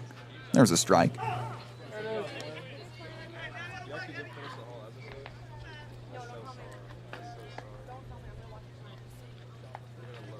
Pelk, a recent addition. 2 for 9 coming into this game in 3 games. And that's ball 4. First base runner allowed by Rowan all day. It's bound to happen at some point. We'll see how he can deal with the runner on base here now. Mason White out of Arizona, the shortstop. He's got hits in 4 of his last 5 games. Today, hapless in 1 try, a walk and a fly out. So we just got a visit from Laura Lowe, one of the head volunteers for the Wareham Gatemen. Also a long-time host family. She had some brownies to drop off. She gave us some brownies. She's definitely the forefront of the food post-game and stuff like that. So you and I have become pretty good friends with her, of course. And her mom. And her mom, Gerlinda Lowe, a wonderful woman. A wonderful woman. 0-1 deal to the lefty White.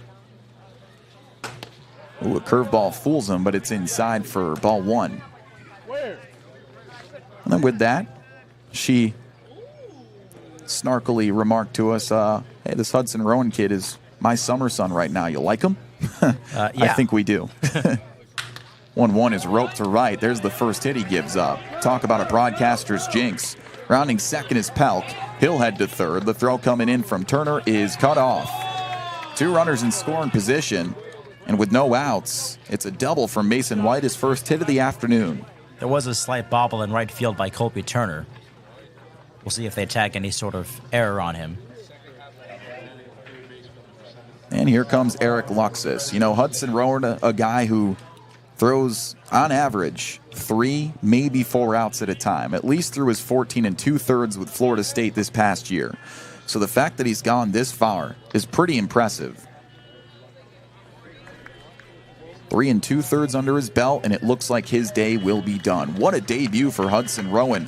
3 2/3. He'll leave 2 runners in scoring position for the next one out of the pen. We'll see who it is in a minute when we come back here on the Gatemen Baseball Network, powered by Cape League TV. I couldn't get out, so they stopped the game. Umpires actually had to peel me out of the fence. They had to pull the fence. And an incredible guest for us today on the pod, in the words of the great Jason Stark, writer, broadcaster, and distinguished former major leaguer, Doug Glanville. Doug, it is terrific to have you on today. So, any favorite ballparks that you visited while you were in the Cape? Yeah, I mean, of course, you got to love Spillane Field with like the all dirt infield or whatever he had going there, the darkened dirt. Let me see. Well, I didn't like Bourne because one time I slid for a ball. I was doing that cool move where the ball's up against the fence and you slide around it and then pop up and throw. And then I slid and went through the fence. So my leg got caught in the fence and I couldn't do anything. I had to roll the ball to the right fielder and I couldn't get out. So they stopped the game. Umpires actually had to peel me out of the fence and to pull the fence. Oh my God. So that wasn't a good memory. So Bourne, the fog always rolled in there.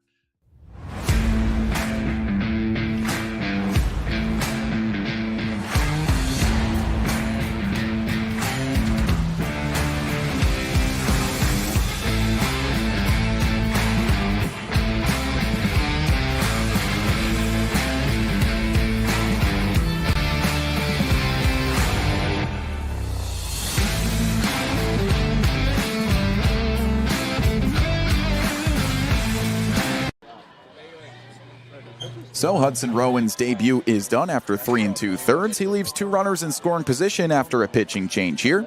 So second arm out of the bullpen, third one total for Wareham today. It's going to be Zane Coppersmith, the right-handed pitcher from Stetson, a 2.7 ERA and 6 2/3. Another solid bullpen arm looking to endorse some innings here. Yeah, Coppersmith's been pretty reliable out of the bullpen for the Gatemen this year. Just a couple of earned runs allowed this season, like you said, over these last few outings. Also a summer son of the woman we referenced before the break, Laura Lowe. Yeah, from one Laura Lowe summer son to another. The beauties of being a host parent with the Wareham Gatemen. How fun is that? So Hudson Rowan just made his debut and just slept his first night in bed over at Laura Lowe's household. He had a great debut. We'll see how his final stat line looks after Coppersmith, his brother, if you will look to take over for him. His last outing was one of his worst, but I say that sparingly as he's been solid all year. Gave up an earned run through 1 1/3, 3 hits allowed against Orleans 6 days ago. He faces 6, 7, 8. 2 runners in scoring position, no outs, and the first pitch is down to Eddie Saldivar.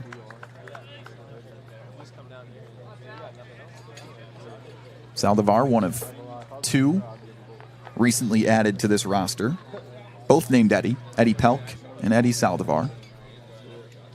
Pelk after a walk, and then a Mason White double stands on third. White, the one on second. And man, adding some big names, filling the holes in your roster will be big down this final stretch. 2-0 from Coppersmith. And it's high. Well, that's the battle that every Cape League coach fights, Kyle. You know, they have to think about their roster in both the short and the long term. They know that these guys that they have here, a lot of them at times have leashes. You know, there's only so many games or at-bats or innings that their college coaches want their guys to get. Who just has to kind of work around that and keep the depth there, keep that steady stream of talent rolling in. And with that, you know, looking for guys who stick throughout the season, Ryan Smythe does have a prototype of players that he looks for. Now, what qualities make someone say they're going to stay? 3-1, big swing and a miss, full count now. Well, I think a lot of that is decided beforehand, of course. You know, some teams, or some colleges, I should say, you know, if they have younger players, say like Antonio Jimenez, a guy who would likely benefit from a full season of Cape Cod League development. 3-2 to Saldivar, and that one's popped up, but it'll go foul. So with that, manager Ryan Smythe was telling me a league that he likes to pluck kids from are kids who had spent a season already in the Northwoods. That means, you know, they may still be underclassmen, but they do have a season in a pretty lengthy league over in the Midwest. If they're willing to stick it out over there with that travel and the long schedule, then they're definitely going to have fun playing baseball in the Cape. 3-2. Just inside. It's a 7-pitch walk. Saldivar makes it to first, and the bases are loaded for Dalton Bargo. It's a tough pitch there to take. Bargo had one of those hits, 4 of which in the second that plated 5 runs, an RBI single. Then he lined out to left field, so he's been hitting the ball well today. 1 for 2. Gatemen in a tie with the Hyannis Harbor Hawks, 5-5 here, top 6. First pitch. Pops him up. This one will stay in play. Ranging over is White towards the line, and that one falls fair. He overran it. 1 run scores, and they'll halt the runners there. They move station to station on a mishap by Mason White in left field. Man, that's such a tough play for Sam White. Charging over towards the line. They have a beat on it. The night sky is settling in. I think that one might have gone off his glove, but yes, he did overrun it, and that was the killer there. Unfortunately, only 1 run scored on the play. Still a tough situation, though. So we'll see what they scored. It should be a base hit. And Hyannis retakes a lead. They were up 5-0 at one point. Gatemen came back with 5 runs in the 4th, and now they're back on top with a run here in the 6th. Bases still loaded, no outs. And Josh Tate at the dish, 0 for 2.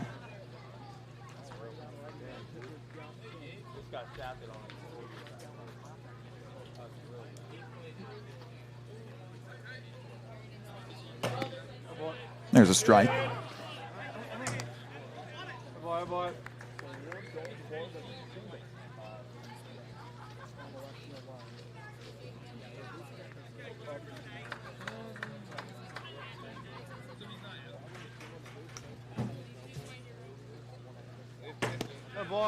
One and 2.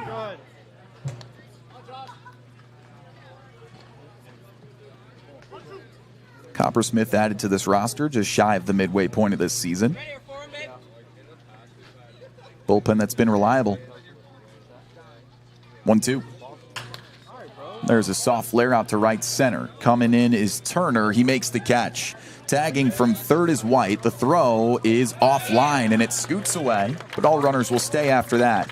Sack fly. There's the first out of the inning, but another run scores. It's 7-5.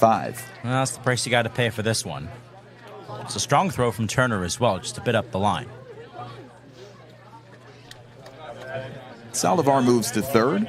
Dalton Bargo stays at first, and there's 1 away. The 9-hole hitter Jackson West up. Walk and a fly out.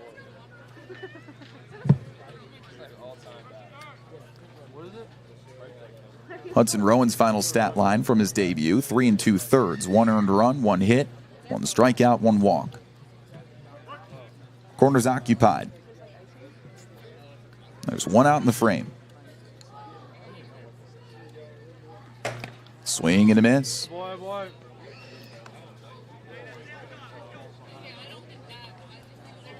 Jackson West, a hot stick coming into this. 6 for his last 12 through his last 3 games. 0-1. 0-2. Good stuff there on the fastball. Challenge him up high.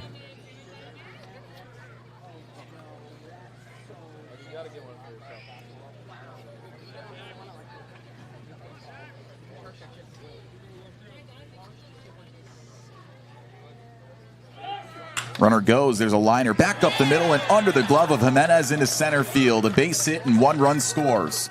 Bargo stops at third, and pulling up to first with a 1-out RBI knock is Jackson West.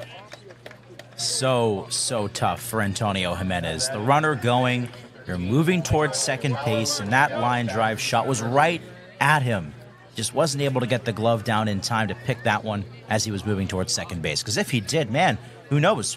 You're right over there at second base. You turn 2. A lot of chaos could happen there. A hit and run that worked for him as it scooted just past Jimenez, who was running in the direction of where the ball was hit, but wacky hop as he had to back up. So it's back to the top of the order. Michael DiTallo is 1 for 3 today, and he's got 2 runners on. And it squirts foul.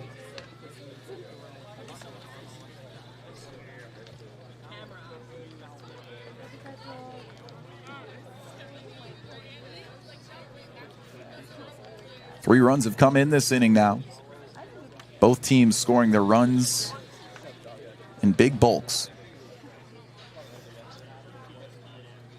0-1. Swing and a fly ball out to center. Backing up over his left shoulder is Chapman. That'll score the run. There's out number 2. Another sac fly. 4 runs come in this inning. It's 9-5 Hyannis.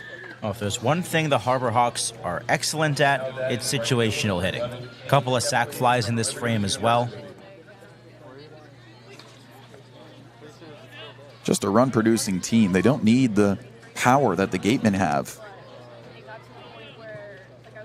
They're 9th in the league in home runs, 17 in the year. Yet they lead the league with 165 runs batted in coming into this contest. And man, is that total ticked up today. 9-5 Hyannis. First pitch to Kane Kepley, and it's a called strike. So with 2 outs, Kepley looking for a clutch knock, and we know he can supply that after walking off the All-Star game 2 days ago.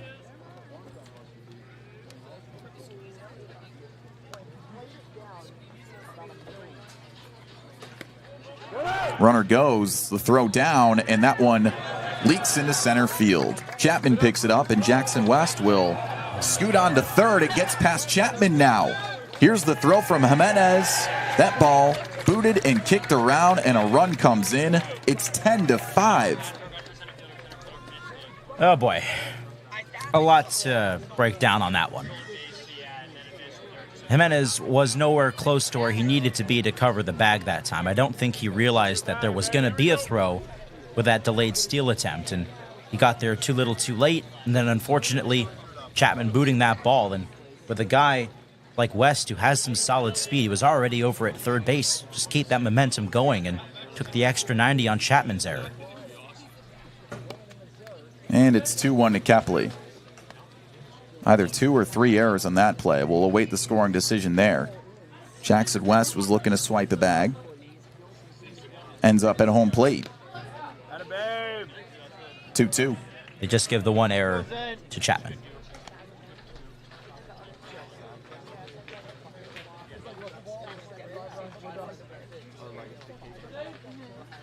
Five more runs by Hyannis in this inning. They're back on top 10-5.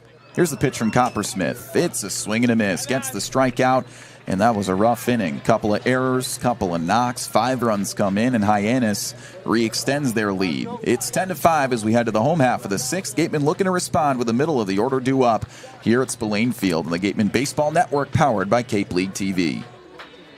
PC is a Massachusetts-based leading-edge real estate closing, title, settlement, and personal injury and litigation law firm. Our clients trust us to provide the most comprehensive real estate closing and litigation services in Massachusetts. Our full network of closing and settlement attorneys, agencies, and litigators have expanded throughout New England and beyond. We deliver on that trust and reliance by offering the best professional prompt assistance, advanced technology, and state-of-the-art closing services in the real estate law and litigation business today. Our commitment to excellence, honest reputation, and tradition of aggressive representation to provide quality legal services is what we will continue to demonstrate at Sync Law. We believe and will prove that successfully addressing client needs requires more than just knowledge of the law.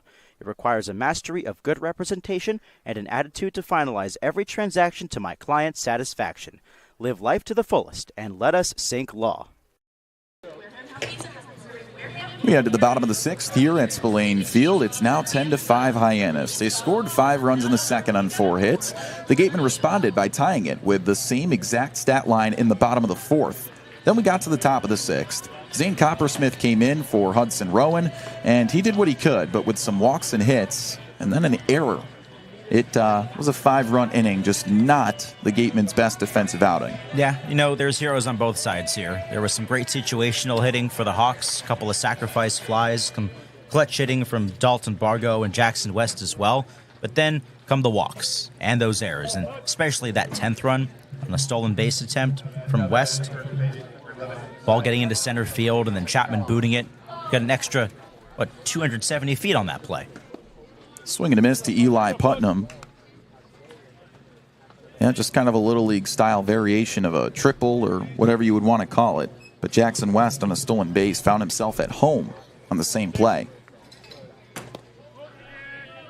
Second inning of relief here.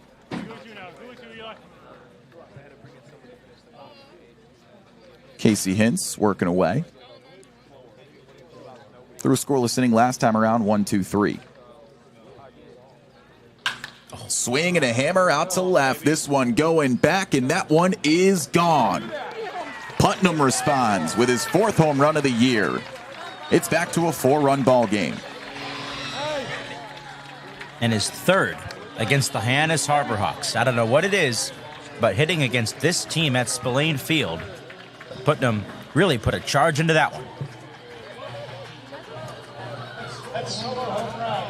So Putnam with a solo shot, and we've seen before that the offense can snowball with this team. All they need is a spark. That's what we saw in that 4th inning. You know, when this team went down 5-0, they were able to make that comeback happen. Of course, here they are in the same exact situation, so let's see if they can build on this.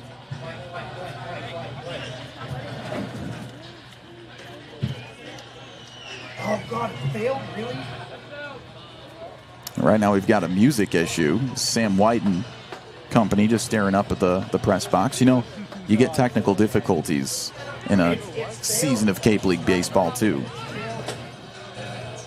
Well, it happens. While that runs, how about we talk about this offense? I mean, this is a team that has struggled throughout the second half in terms of bringing runners in scoring position, but Homer's going to get the job done, right? And that's what they've really leaned on is the power supply. Yeah, this team lives and dies not by the home run, but by the double and the extra base hit as a whole.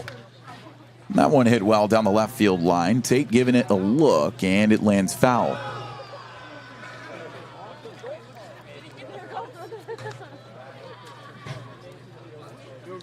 I think fans are saying it went through the field goal. I guess that's what our producer's telling us as well. So give us 3 points. Can we get a 1-run game, please? All right, well, Putnam leads off the bottom of the 6th with a solo shot. Here's Mason White, 1 for 2. Good. And a 1-1 count. One day we're going to be cool enough to have a camera angle just focused on the field goal post that's down the left field line here at Spillane. 1-1. And it's 1-2. We always talked about what would happen if that ever happened. Here we are. What are the odds of that, too? You would think maybe the more likely option would be the field goal in right center. Very true. But that's tough to hit. Called strike 3. And there's 1 down.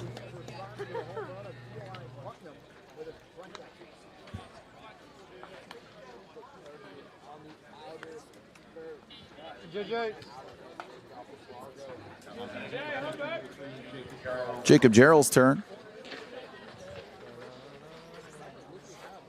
Hasn't had an official at-bat today. A walk and a hit by pitch. And that one outside. And there she is. Field goal post of right center. Not the one that Sam White hit a foul ball through, but it is out there in case somebody who goes deep out that way happens to have the power to drive it through the uprights. The other one is tucked down the left field line in foul territory. Neither easy to get. You're either hitting a curling foul ball down the left field line or you're hitting a bomb to right center field. There's strike 1. 2-1 count to Jarrell. The ups and downs of Spillane baseball. The Gatemen were successful in the first half at Spillane Field. Check swing. He didn't go around. There was once a time where they were 8-2 at home. Now, these days, they're 10-7. Yep, 2-5 in the second half at home. They're 4-3 on the road in the second half. 6-8 overall in the second half. Full count to Jarrell. It's interesting how they've just struggled at home in this second half. And I make that median because they started the second half 0-4 at home as Jarrell draws a walk with one away. There's nothing that you can really say to explain it. It's not a mental thing, or perhaps it is. There's no excuse that these guys are going to make for it. It's just how the ball played that time. Michael Lippy played some good ball his last time up. Had a 2-run double, just his 3rd extra base hit of the year. He's got a runner on. That one squirts away. Gerald into scoring position. Distance on that Eli Putnam home run, 374 feet, 99 or 94 miles an hour off the bat. Yeah, he got all of that one. So another runner in scoring position for the Gatemen.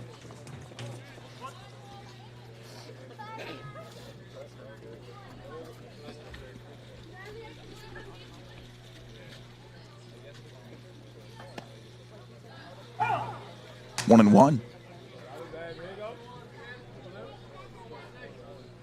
Gatemen 3 for 6 with runners in scoring position today. But in their 8 losses, they've really struggled. 10 for 75. That's a 133 average. 8 losses in the second half, that is. This just goes to show you how important situational hitting is in this league and for this Gatemen team. If they're doing it well, they're getting the wins. 1-2 pitch. Swing and a miss. Got the sword with a slider. And there's 2 away.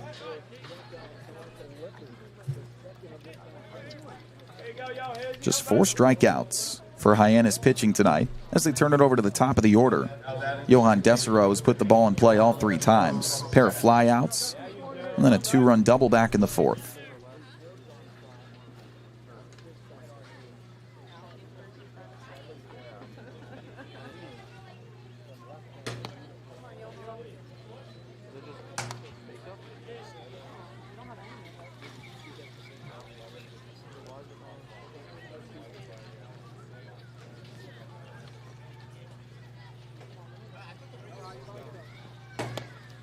Swing and a miss.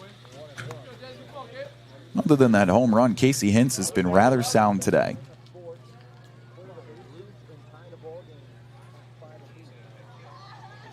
Only hit he's allowed.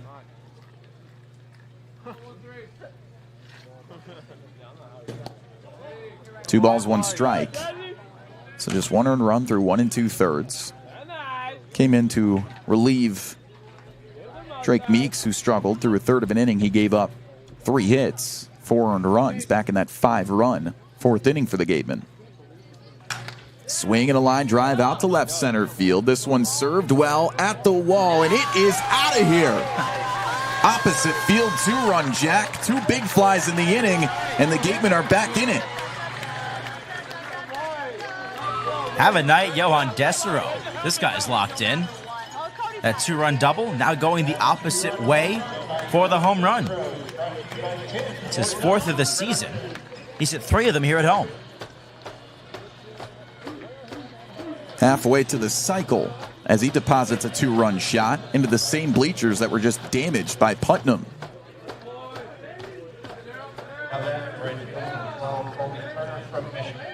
10-8 ball game. Colby Turner 0 for 3. Got a board on an error from the 3rd baseman back in the 1st. Couple of strikeouts since. 368 feet, 97 miles an hour off the bat. Desereau hit 12 with the Hatters this past year. He's got legit pop, and taking a ball the other way like that too. That's the first time he's hit a home run to the opposite field this year. The other 3 have been yanked to right field.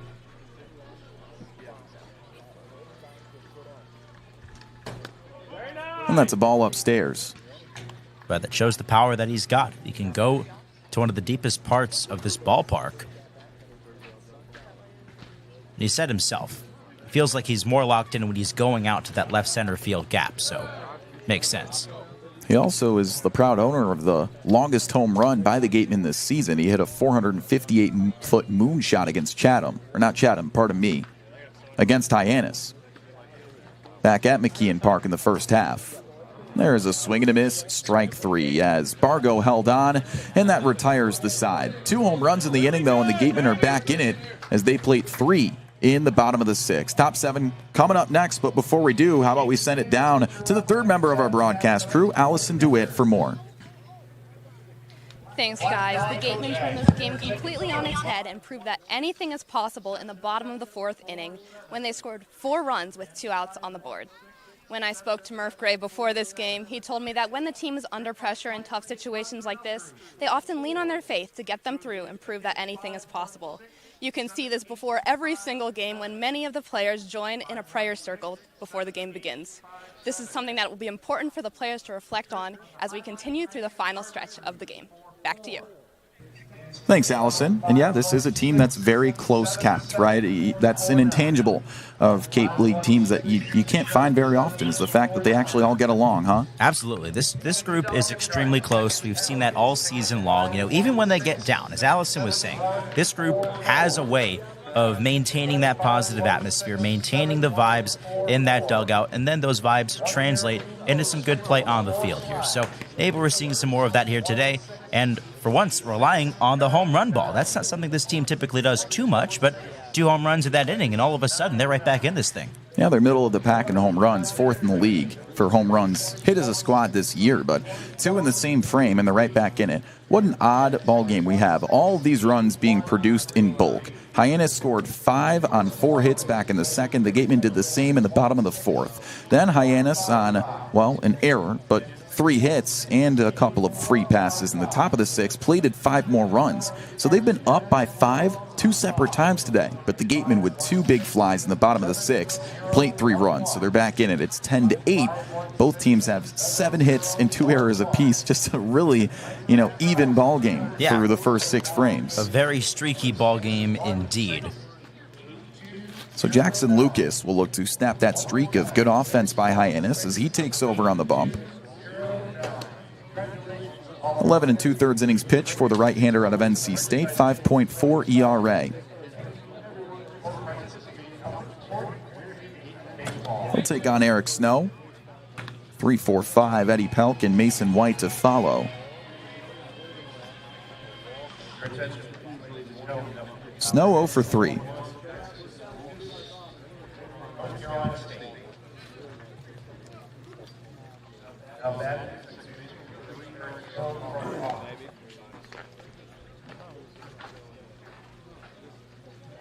Snow team leader in average, although an 0 for 3 today has ticked him down to 329. He entered this contest hitting 342 on the season.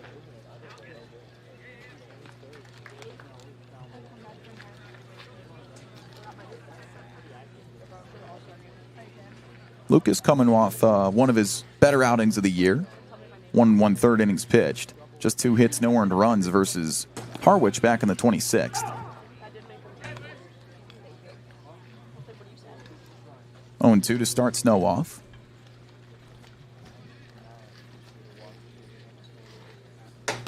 And ball 1. You know what else I noticed about how close this team is their support for one another at the All-Star game. Oh, especially that home run derby with Nate Early. Yep. What a terrific performance he had. We didn't even talk about it yet today. Yeah, Nate Early made it to the chip. That one scorched into center. That'll drop in for a base hit. Snow's first knock of the afternoon as Chapman booted that one away, but he'll recover. So it's a leadoff hit for Snow. I mean, how terrific was that performance by Nate Early? You know, he was not a guy that was given much of a thought heading into the Derby. He only has 1 home run this year, but he showed up and he hit both the longest home run of the Derby and the hardest hit ball of the Derby. And of course, some chaos at the end of that championship round, too, with 2 that were contemplated as fair or foul. Runner on to Eddie Pelk. He's 1 for 1, single and a walk. In the end, it was Ethan Petrie of South Carolina and the YD Red Sox that won the Derby, but Early definitely proved to be a worthy challenger, and he was rewarded as well. Got himself a nice Bobby Witt Jr. signed shin guard. Yeah, second place in the Cape League home run contest ain't too shabby. Really showed off some raw power in that.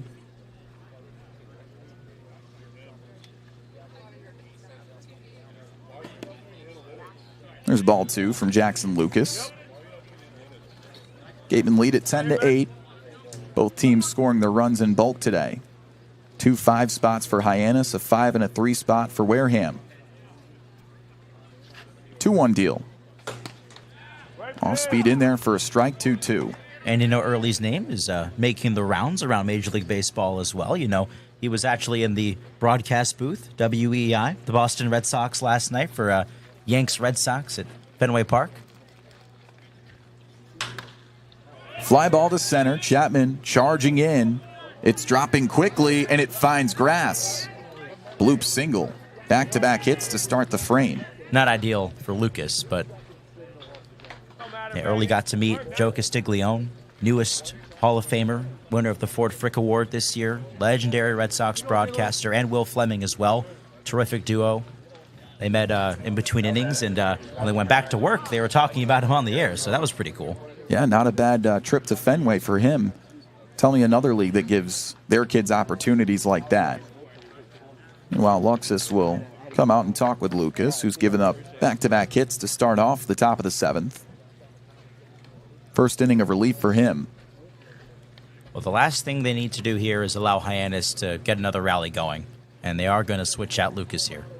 Lucas's day is done. Coppersmith's final stat line, an inning pitched and 2 earned runs as well. Lucas, responsible for the 2 runners he's left aboard, did not collect an out, so we'll await his stat line as well. As we will step away for a moment, come back with a pitching change. Gatemen down 2 at home on the Gatemen Baseball Network, powered by Cape League TV. Ethan Eibe here with another edition of Wareham Walk-Off, and today it's right-handed pitcher Cole Lehman out of Lehigh University. Cole, It's great to have you. Let's get going. Thank you. Thank you. How did you even find your way to Wareham? There was an old player at Lehigh a couple years ago, Mason Black. He played for Brewster. I think Coach Smythe was an assistant there, so there might have been some type of connection there. Other than that, it's always a goal of mine to be up here, and my coach at Lehigh made it happen, so I'm very excited to be here. Things that you are working on this summer. Yeah, I think I've found success in it in one of my starts, just kind of throwing the fastball in. That was a huge thing. Coach Luxus said that to us day one. Fastball in and change-ups to righties, so we've been trying to work on those things and, just keep my stuff working. There you go. So over at Lehigh, you are an economics major with a Spanish minor. Now, I'd love to know why the choice in both the major and the minor? Well, I had a great economics teacher in high school, Mr. Wagner, and then Spanish minor, I just did some traveling as a kid. My family, we went to Cuba. I played in Puerto Rico for a week. How are you enjoying the Cape League experience so far? Oh, it's great. I love all the guys, love the coaches, love my host family. Tate, I live with Tate, love Tate. That you think more people should know about Cole Lehman? Well, I have a special talent of finding 4-leaf clovers. Really? So that's something. But try to be energetic, try to bring good energy every day. At school, something I'm big on is trying to help the younger guys, do the best they can and grow into the best pitchers they can be. So it's a big part of my game and who I am. So, yeah. Cole Lehman, always looking to pass it along. Pleasure to have you. Thank you. David Eck is coming in for relief as Jackson Lucas's day is done. It's 10-8 Hyannis. Both teams scoring in bulk in this contest. So on the top of the 7th, 2 runners are being endorsed on first and second back-to-back singles. And Eckes, very small sample size so far, 10.8 ERA in an inning. But the lefty out of FAU, we know he's got good stuff. Yeah, Eckes made his debut the last time the Gatemen were here at Spillane Field on Friday against Harwich. 2 hits in that inning, 1 walk and 2 strikeouts. So let's see what we can see today from Eckes, one of the left-handers that the Gatemen recently added to the roster, just giving them some more options out of the bullpen. Kind of a long relief guy. He can eat up innings. 18 games, 32 and a third innings pitched, a 6.68 ERA with Florida International in his junior spring. Strikeout guy, too. 31 punch-outs in that season. And they could use the strikeout right now because balls put in play have not been favorable.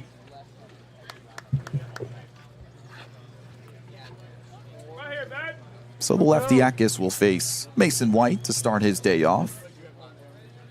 Eric Snow singled. He's on second. Pelk singled after him. He's on first. No outs, top 7.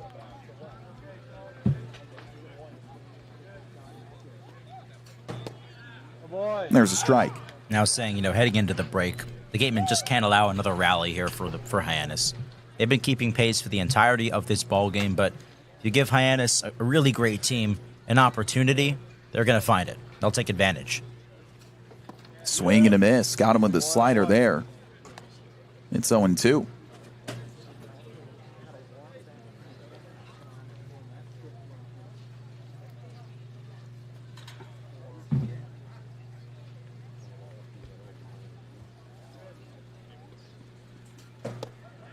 That's the good morning, good afternoon, and good night. There's one down.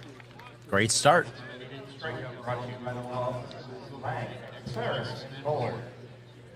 Ups and downs of this ball game. It was 5-0 Hyannis at one point. Gatemen tied it up with 5 runs in the 4th. Hyannis with 5 more in the 6th in a wacky inning. And the Gatemen responded with a little home run derby in the bottom of the 6th. 2 home runs, 3 runs total. So they're down 2. And that pitch outside to Eddie Saldivar, who's 1 for 2. A single, ground out, and a walk today.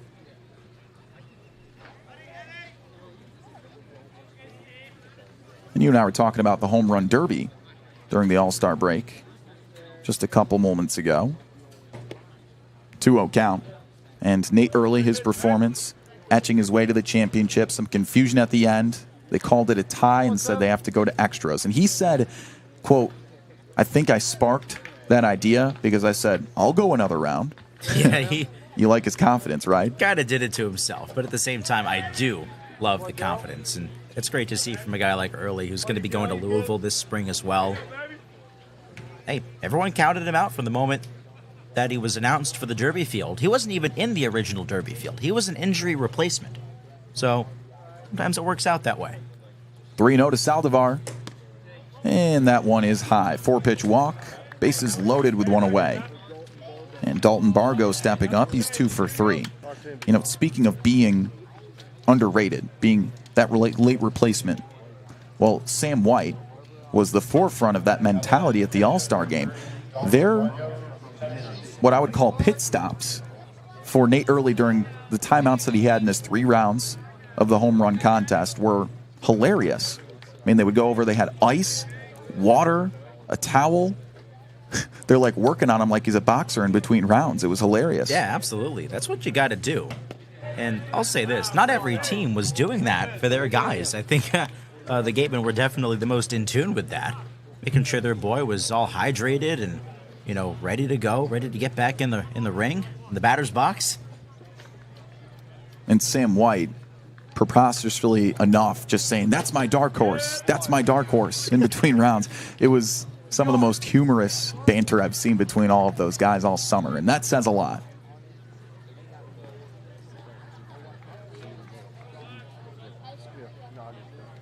Bargo has plated 2 runs and 2 singles today. A little line out sandwiched in between.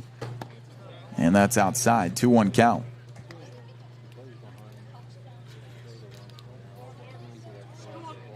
When I asked Early about that home run contest afterward, he said that he didn't mind that mentality. He also echoed the famous acronym GTW, grittiest team wins. That's been their mentality all summer. Yeah, heard it from not just players, but coaches as well, talking to Mike Mobbs, as we always do. This team has embodied that spirit throughout the season. They've embraced everything that they've had to go through, all the naysayers and doubters, and here they are, second in the West, ready for the playoffs.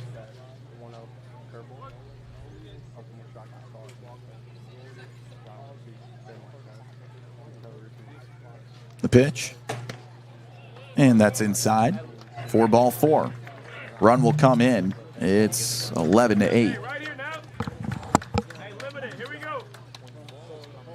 Out goes Luxus again. Just not the bullpen's day.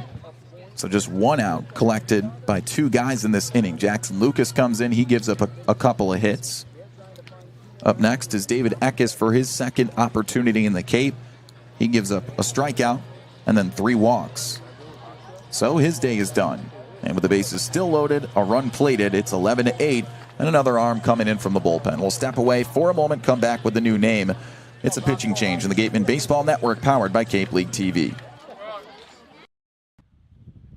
Welcome into our next installment of the Wareham Walk-Off, and this time we're joined by a Wareham Gatemen infielder out of Fresno State, Murph Gray. You ready to roll? Oh, yes, sir. All right, let's do it. Well, how was the Cape trip choose your destination this summer? Honestly, pretty great. I love it out here. The weather's nice, the people are great, and I'm playing with some of the best, so I love it. Warm weather, too, I guess kind of akin to California being from there?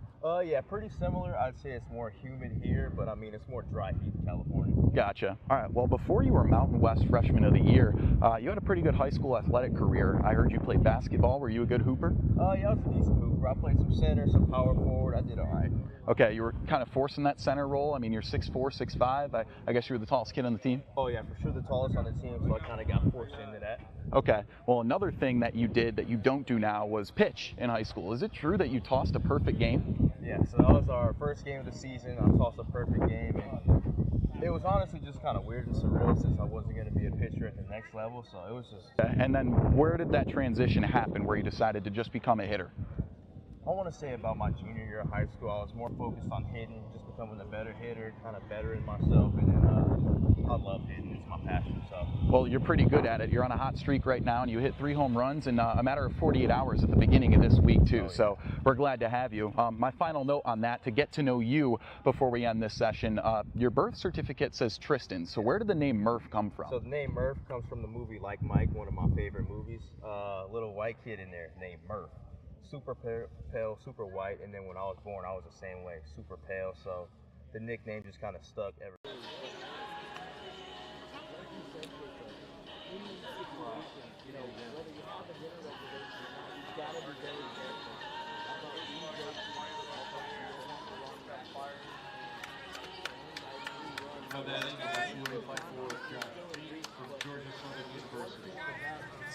Brock Eddy, the new arm, as 2 arms have come in and out of this frame between 2 hits and 2 walks.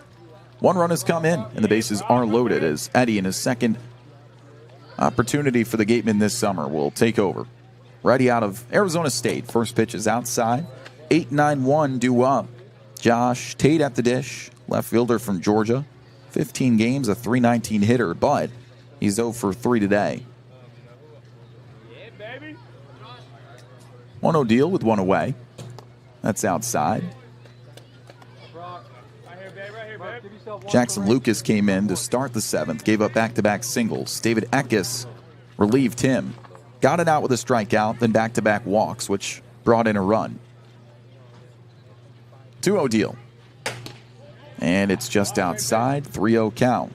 Well, we've seen no hesitation from the Gatemen dugout today between Smythe and Luxus of pulling pitchers who are very obviously struggling. We've already seen it twice in this inning between Lucas and Eckes. Now let's see if Eddy can string something together here. There's a strike, 3-1 count. I mean, his first outing was just terrific. Diced up the Orleans Firebirds for a 4-inning save. That was 6 days ago. The rare extended save. He also only allowed 2 base runners, a hit and a walk. And he works him back to a full count after down 3-0. Not to mention, that was his Cape League debut as well. Yeah, that's been a continuity. Today we also had ourselves another beautiful pitching Cape League debut. Hudson Rowan looked excellent in his innings of relief. Tossed 3 2/3. And that one is outside. Another run brought in on a walk. 2 have come in this inning. It's now 12-8. Well, if there's one thing that's bit the Gatemen all season long, it has been the walk. For a while there, the first couple of weeks of the season, they led the league in walks. These days, they are 9th. That number could be climbing, though. Hey, get your ground ball down. So Saldivar on 3rd, Bargo on 2nd, Tate on 1st. 3 consecutive walks, and Jackson West is at the dish. He swings and misses at the first pitch, but he's 1 for 2 today, and he's also got, you guessed it, a walk.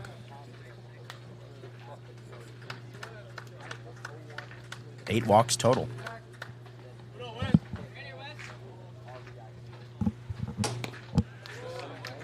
Two-strike hole here, though.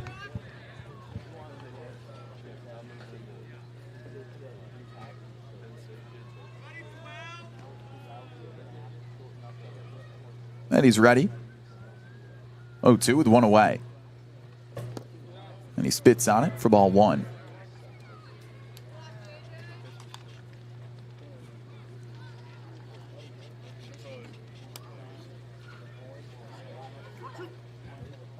Yeah, right here, baby. Hold there.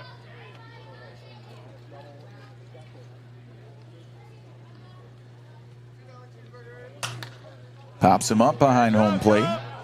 It's a foul ball, out of play.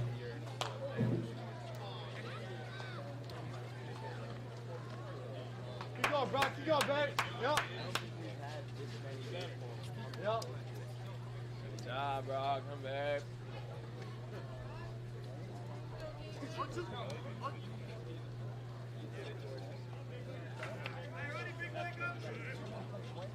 Bases stacked up. And there's just one out here in the top of the 7th.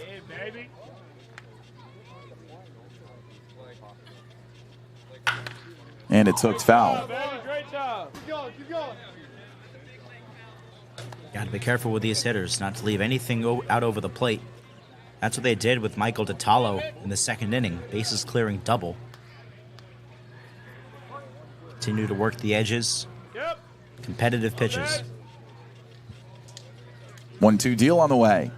Swing and a miss. Got him with the floater, and there's 2 away. Competitive like that. That was a beautiful breaking ball there from Brock Eddy. 12-6 action. Got him to the swing right over the top. So it's the 8th batter of the inning now, Michael DeTalo. Leadoff hitter. He's doubled today, otherwise fly out, strikeout, and a sacrifice fly. So 4 runs produced off of his bat alone today. And the curveball misses high for ball 1.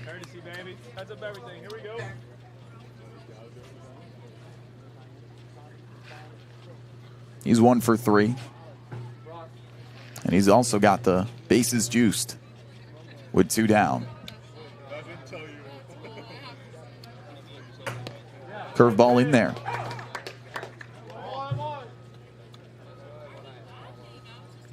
DeTalo was an all-star, went 1 for 2 in his performance.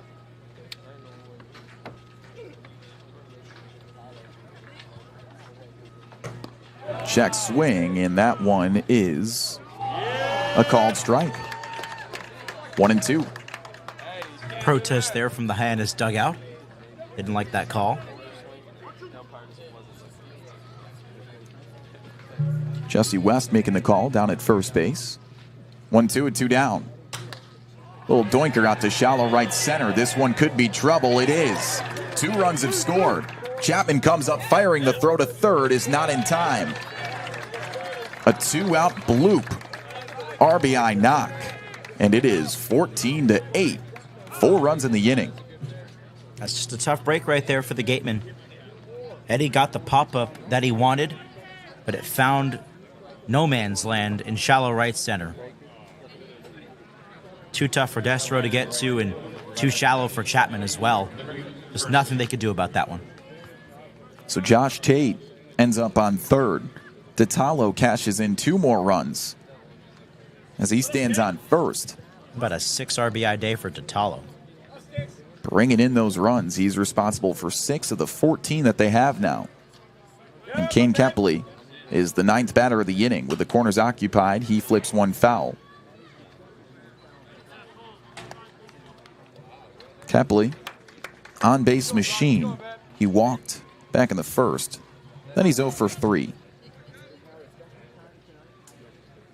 What up, Cat? 0-1 with 2 away. And that one's upstairs.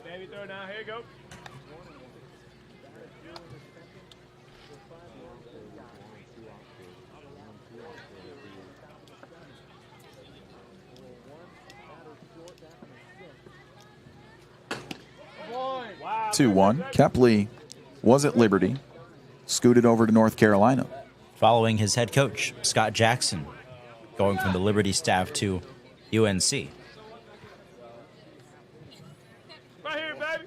College baseball for you. Got to bring baggage. 2-1 deal, and that one is high. Fastball up. Just not working for him right now. Brock Eddy trying to finish this inning. Swinging a line drive out to right center. Shielding and making the catch is Turner. A long inning in the frame. Just 3 hits needed alongside 3 walks. And it's a 4 spot for the Hyannis Harbor Hawks, who now lead it 14-8. So it's time to stretch at Spillane Field. Gatemen down 6 on the Gatemen Baseball Network, powered by Cape League TV. Edition of the Wareham Walk-Off, and this time we're with an outfielder from Louisville, Michael Lippy. You ready to roll? Yes, sir. All right, let's do it. Well, Michael, like a lot of players in this team, you've been around the block. You're from Wisconsin, highly ranked player, and then you were in the Northwoods. So what brought you to the Cape? I think had a pretty good year in the woods, and my coaching staff just told me it's just the next step in the process of college baseball, so they decided to send me here. So, I mean, it's a blessing that I got sent here. It's a blessing I'm still here. So. Gotcha. So what about the big difference between Midwest baseball and the East Coast? Is this your first time being akin to the East Coast, other than playing in the ACC? Yeah, I mean, this is my first time in the East Coast. I would say, like, playing baseball here and in Wisconsin, it's pretty similar in a way. I mean, obviously the competition is way higher out here in the Cape and the woods and woods in Wisconsin and everything. It's much. The talent isn't as deep as it runs in the Cape. All right, well, my final question now that we're a home plate, which is a familiar spot for you. Yeah. Your favorite memories playing baseball here in Wareham so far? Favorite memories probably just like the bus rides and going on that winning streak that we had earlier in the season. I think that was like a lot of fun. Just to, baseball's a lot more fun when you're winning games and stuff, no matter like how you're doing personally or anything. So I mean, it's just great team, great environment. So I'd say that winning streak and just all the bus rides have been a lot of fun. Yeah, so, seems like it. Well, can't help but agree. Thank you, Michael. Yep. All right, that's Michael Lippy. I'm Kyle Marchak. We'll catch you guys for our next edition of the Wareham Walk-Off. No copiers since 2009. It's 14-8 Hyannis, extending their lead as they're up by 6 in Wareham as the Gatemen have struggled throughout this contest. They went through 3 relief pitchers back in the top of the 7th, gave up 3 hits and 3 walks to plate those 4 runs. So with that, they turn it over. Hyannis will go to their 4th arm of the day. Cade Brown, right-handed pitcher out of Sacramento State. 6 ERA so far through 12 innings pitched. Pretty common name out of the bullpen, and really just throws an inning or so at a time, although recently he's been an extended relief guy. We'll see if he can get these next 3 innings under his belt.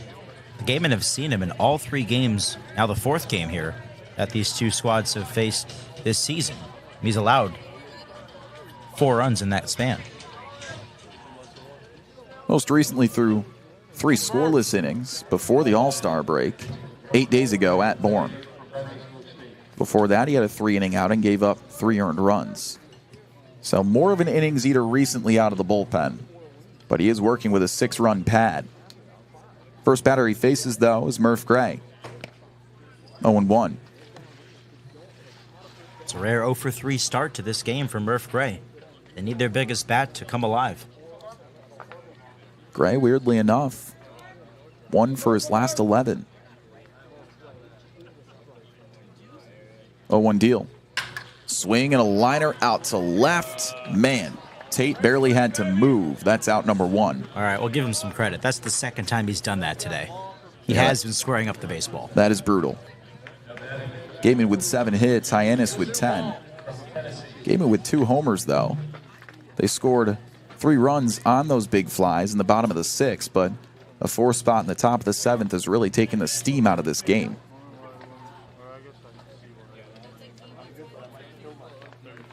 One away, and Chapman steps up with the bases empty. He's 0 for 2 and comes up swinging for strike 1.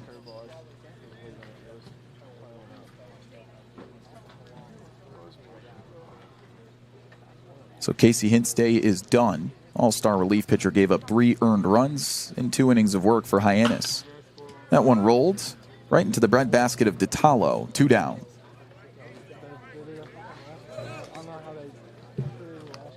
So, last hope in this inning is Antonio Jimenez in the bottom of the 7th. 1 for 2, fielder's choice. Came around to score after a single in that big 4th inning for the Gatemen, where they plated 5 runs. Then he grounded out to 3rd.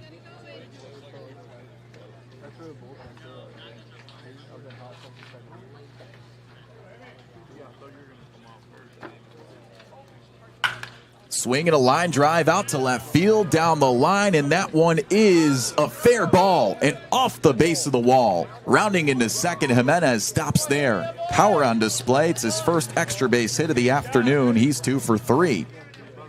Nearly had his 6th home run of the season, but He'll settle for the 2-out double. Maybe the spark that the Gatemen need here as we get into the later half of this ball game. He just turned on that one and crushed it. Still waiting on another home run out of him. Hasn't hit a home run since the 12th of July, just beyond the midpoint of the season. Still leads this team with 5 big flies, but this kid's right on his tail. Eli Putnam with 4 big flies. Hit his 4th an inning ago. It was a solo shot to left field. With 2 down, he's got a runner on. And that one is outside.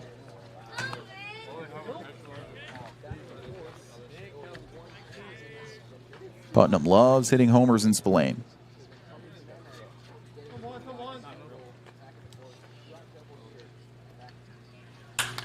Line drive on a pick. A nice play by Snow. The throw is in time. Too clean. Too clean, and a clean inning for the new relief arm, Cade Brown, as he holds him scoreless. Does give up a double, but otherwise a 1-2-3 frame. As we head to the top of the 8th, Gatemen still down 6 at home on the Gatemen Baseball Network, powered by Cape League TV. Ethan Eibe here with another edition of Wareham Walk-Off, and today our guest is Davidson College's Eli Putnam, first baseman for the Gatemen. Eli, it's great to have you. Thanks for having me. All right, let's get to walking. So first things first, Eli, let's look at off-the-field stuff. What's something that's brought you joy this week outside of baseball? Joy this week outside of baseball? We had 2 off days this week. I got to spend some of the time out on the beach. Spent really my whole day. I guess it was Thursday. I spent in the Sandwich, checking out some cool spots there, going to the gardens, getting some free time, relaxing. It's nice and chill. That's awesome. That's awesome. So, first year in the Cape, you were the Atlantic 10 home run champion this year. What has the transition to the Cape been like for you? I mean, it's a step up in terms of competition from the A10 and our usual opponents, but I feel like it hasn't been too crazy. It's still 60 feet 6 inches, 90 feet between the bases. It's still baseball at the end of the day. Awesome stuff. Our last question for you, Eli, as we get ready to touch home. What's something that you want more people to know about Eli Putnam? I think a lot of people wouldn't know something about me is that I'm a really big chef. I love to cook when I'm at school. I cook for all my roommates. Just last night made a nice tomato mozzarella gnocchi. You know, that's one of my biggest passions outside of baseball. What's your favorite thing you like to cook? I love pizza, Neapolitan pizza. Ooh, okay, maybe we'll have to chef that up sometime. Maybe. I'd love to. Yep. All right, this has been Wareham Walk-Off. Eli Putnam, as always, a pleasure to have you. Thank you. All right.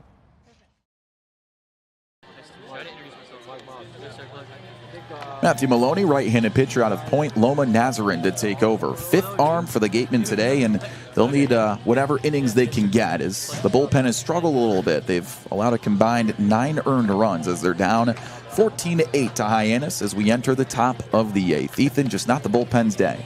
No, and it's a bullpen that's been taxed all day long. Darren Horn only went an inning and a third in his 5th start of the season. It was Hudson Rowan who came on, and he dazzled over his first few frames. He really gave Ryan Smythe some length in his Cape League debut before finding some trouble in that 6th inning, and it really hasn't gotten much better since then. Each guy that's come in has allowed a couple of runs. Zane Coppersmith, Jackson Lucas, David Eckes as well. Brock Eddy did walk in a run, but he got through that 7th inning. Now it'll be up to Maloney here to hopefully stable it down.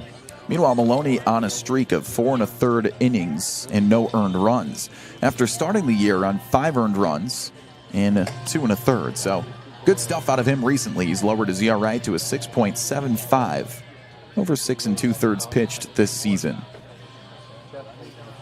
Right-hander has seen all sorts of western areas. Formerly at UNLV, went to New Mexico State. Now makes the move to Point Loma Nazarene, powerhouse D2 in San Diego. Not a bad destination. Before he does, though, he has to dispose of the middle of this order, Hyannis, with Snow, Pelk, and White due up. That's 3, 4, 5. Snow at the dish. He's 1 for 4. But he's down 0-1.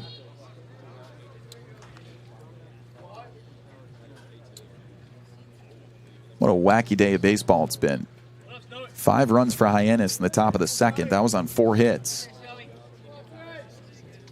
Gatemen responded with the same exact stat line in the bottom of the 4th to tie it. And another 5 spot in the top of the 6th by Hyannis.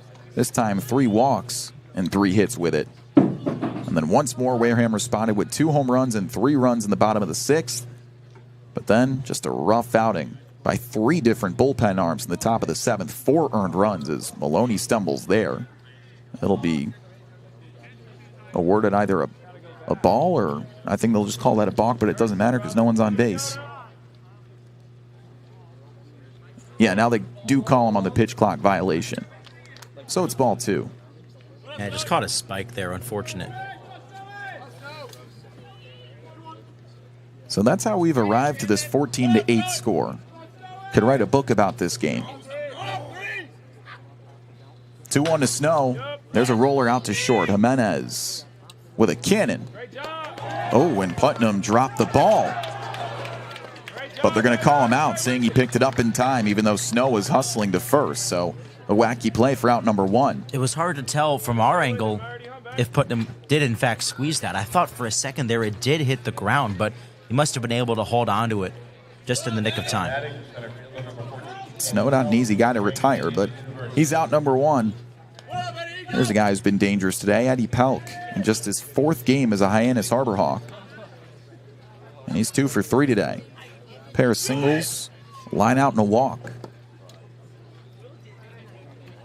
1 ball, no strikes to the left-handed bat out of Grand Canyon.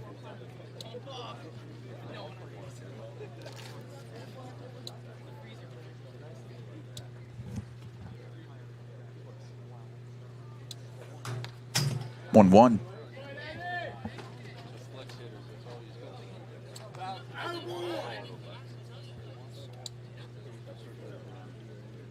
Well, the Gatemen almost out of this game with just 2 innings to work and 6 runs down. Man, what a comeback would mean to them at this point in the season. Just 6 regular season games to go.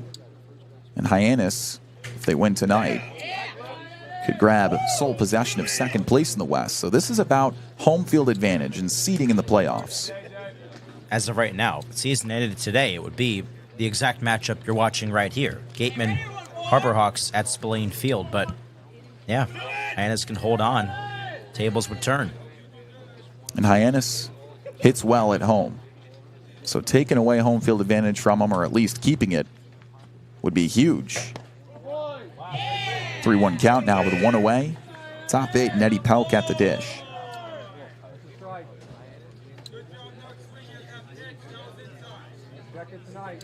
Not much else to worry about at the top of this division, with Catuit, Wareham, and Hyannis being the only 3 teams above 500 in the West, as that one's flipped softly out to left, and Mason White will make the catch for out number 2. The Gatemen haven't been below 2nd place in the Cape League West since day 3 of the season. Wow. That's how long it's been. The Gatemen threatened by a possible 3rd consecutive loss. That'd be the first time they've lost 3 consecutive games all season. Yep. It's been a special season, but they are hitting a skid right now. In this second half, it just hasn't been theirs. 6-8 in the second half. That's ball 1 to Mason White. 1 hit and 3 tries, doubled back in the 6th. Bourne having a good second half. They're now at 500 for the first time this season. Bourne, one of the teams that got washed out by the rain today, though. That one hooked and fair down the right field line. White off to the races. He rounds the corner, goes to second. He'll sputter to third as that ball is waved dead and out of play into the bullpen. And I think he'll stand up at third with a 2-out triple. Well, the Gatemen did catch a break there. White's got some wheels, so he might have been able to get to third base regardless. But that ball skipping into that bullpen area for Hyannis means it's a ground rule double. So runner on third with 2 away. Eddie Saldivar is 1 for 2. He's drawn 2 walks. Gatemen pitchers have allowed 8 today.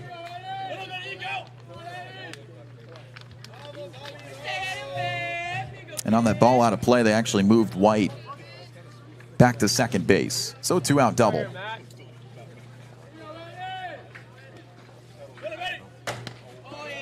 Oh, 1.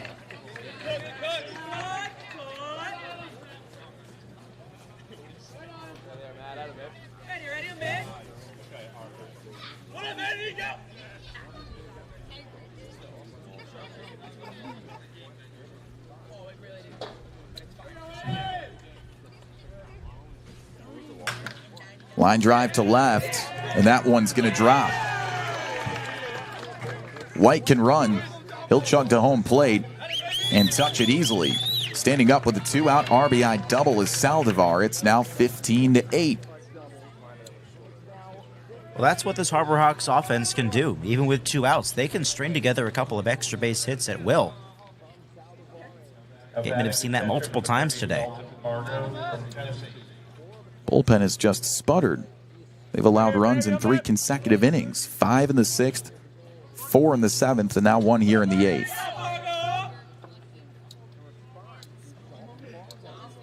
Dalton Bargo with a runner on second. 0-1.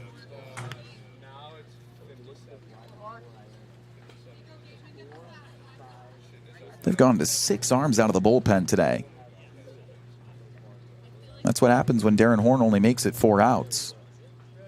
The bullpen being strained. Luckily, an off day tomorrow. And a roller foul for strike 2.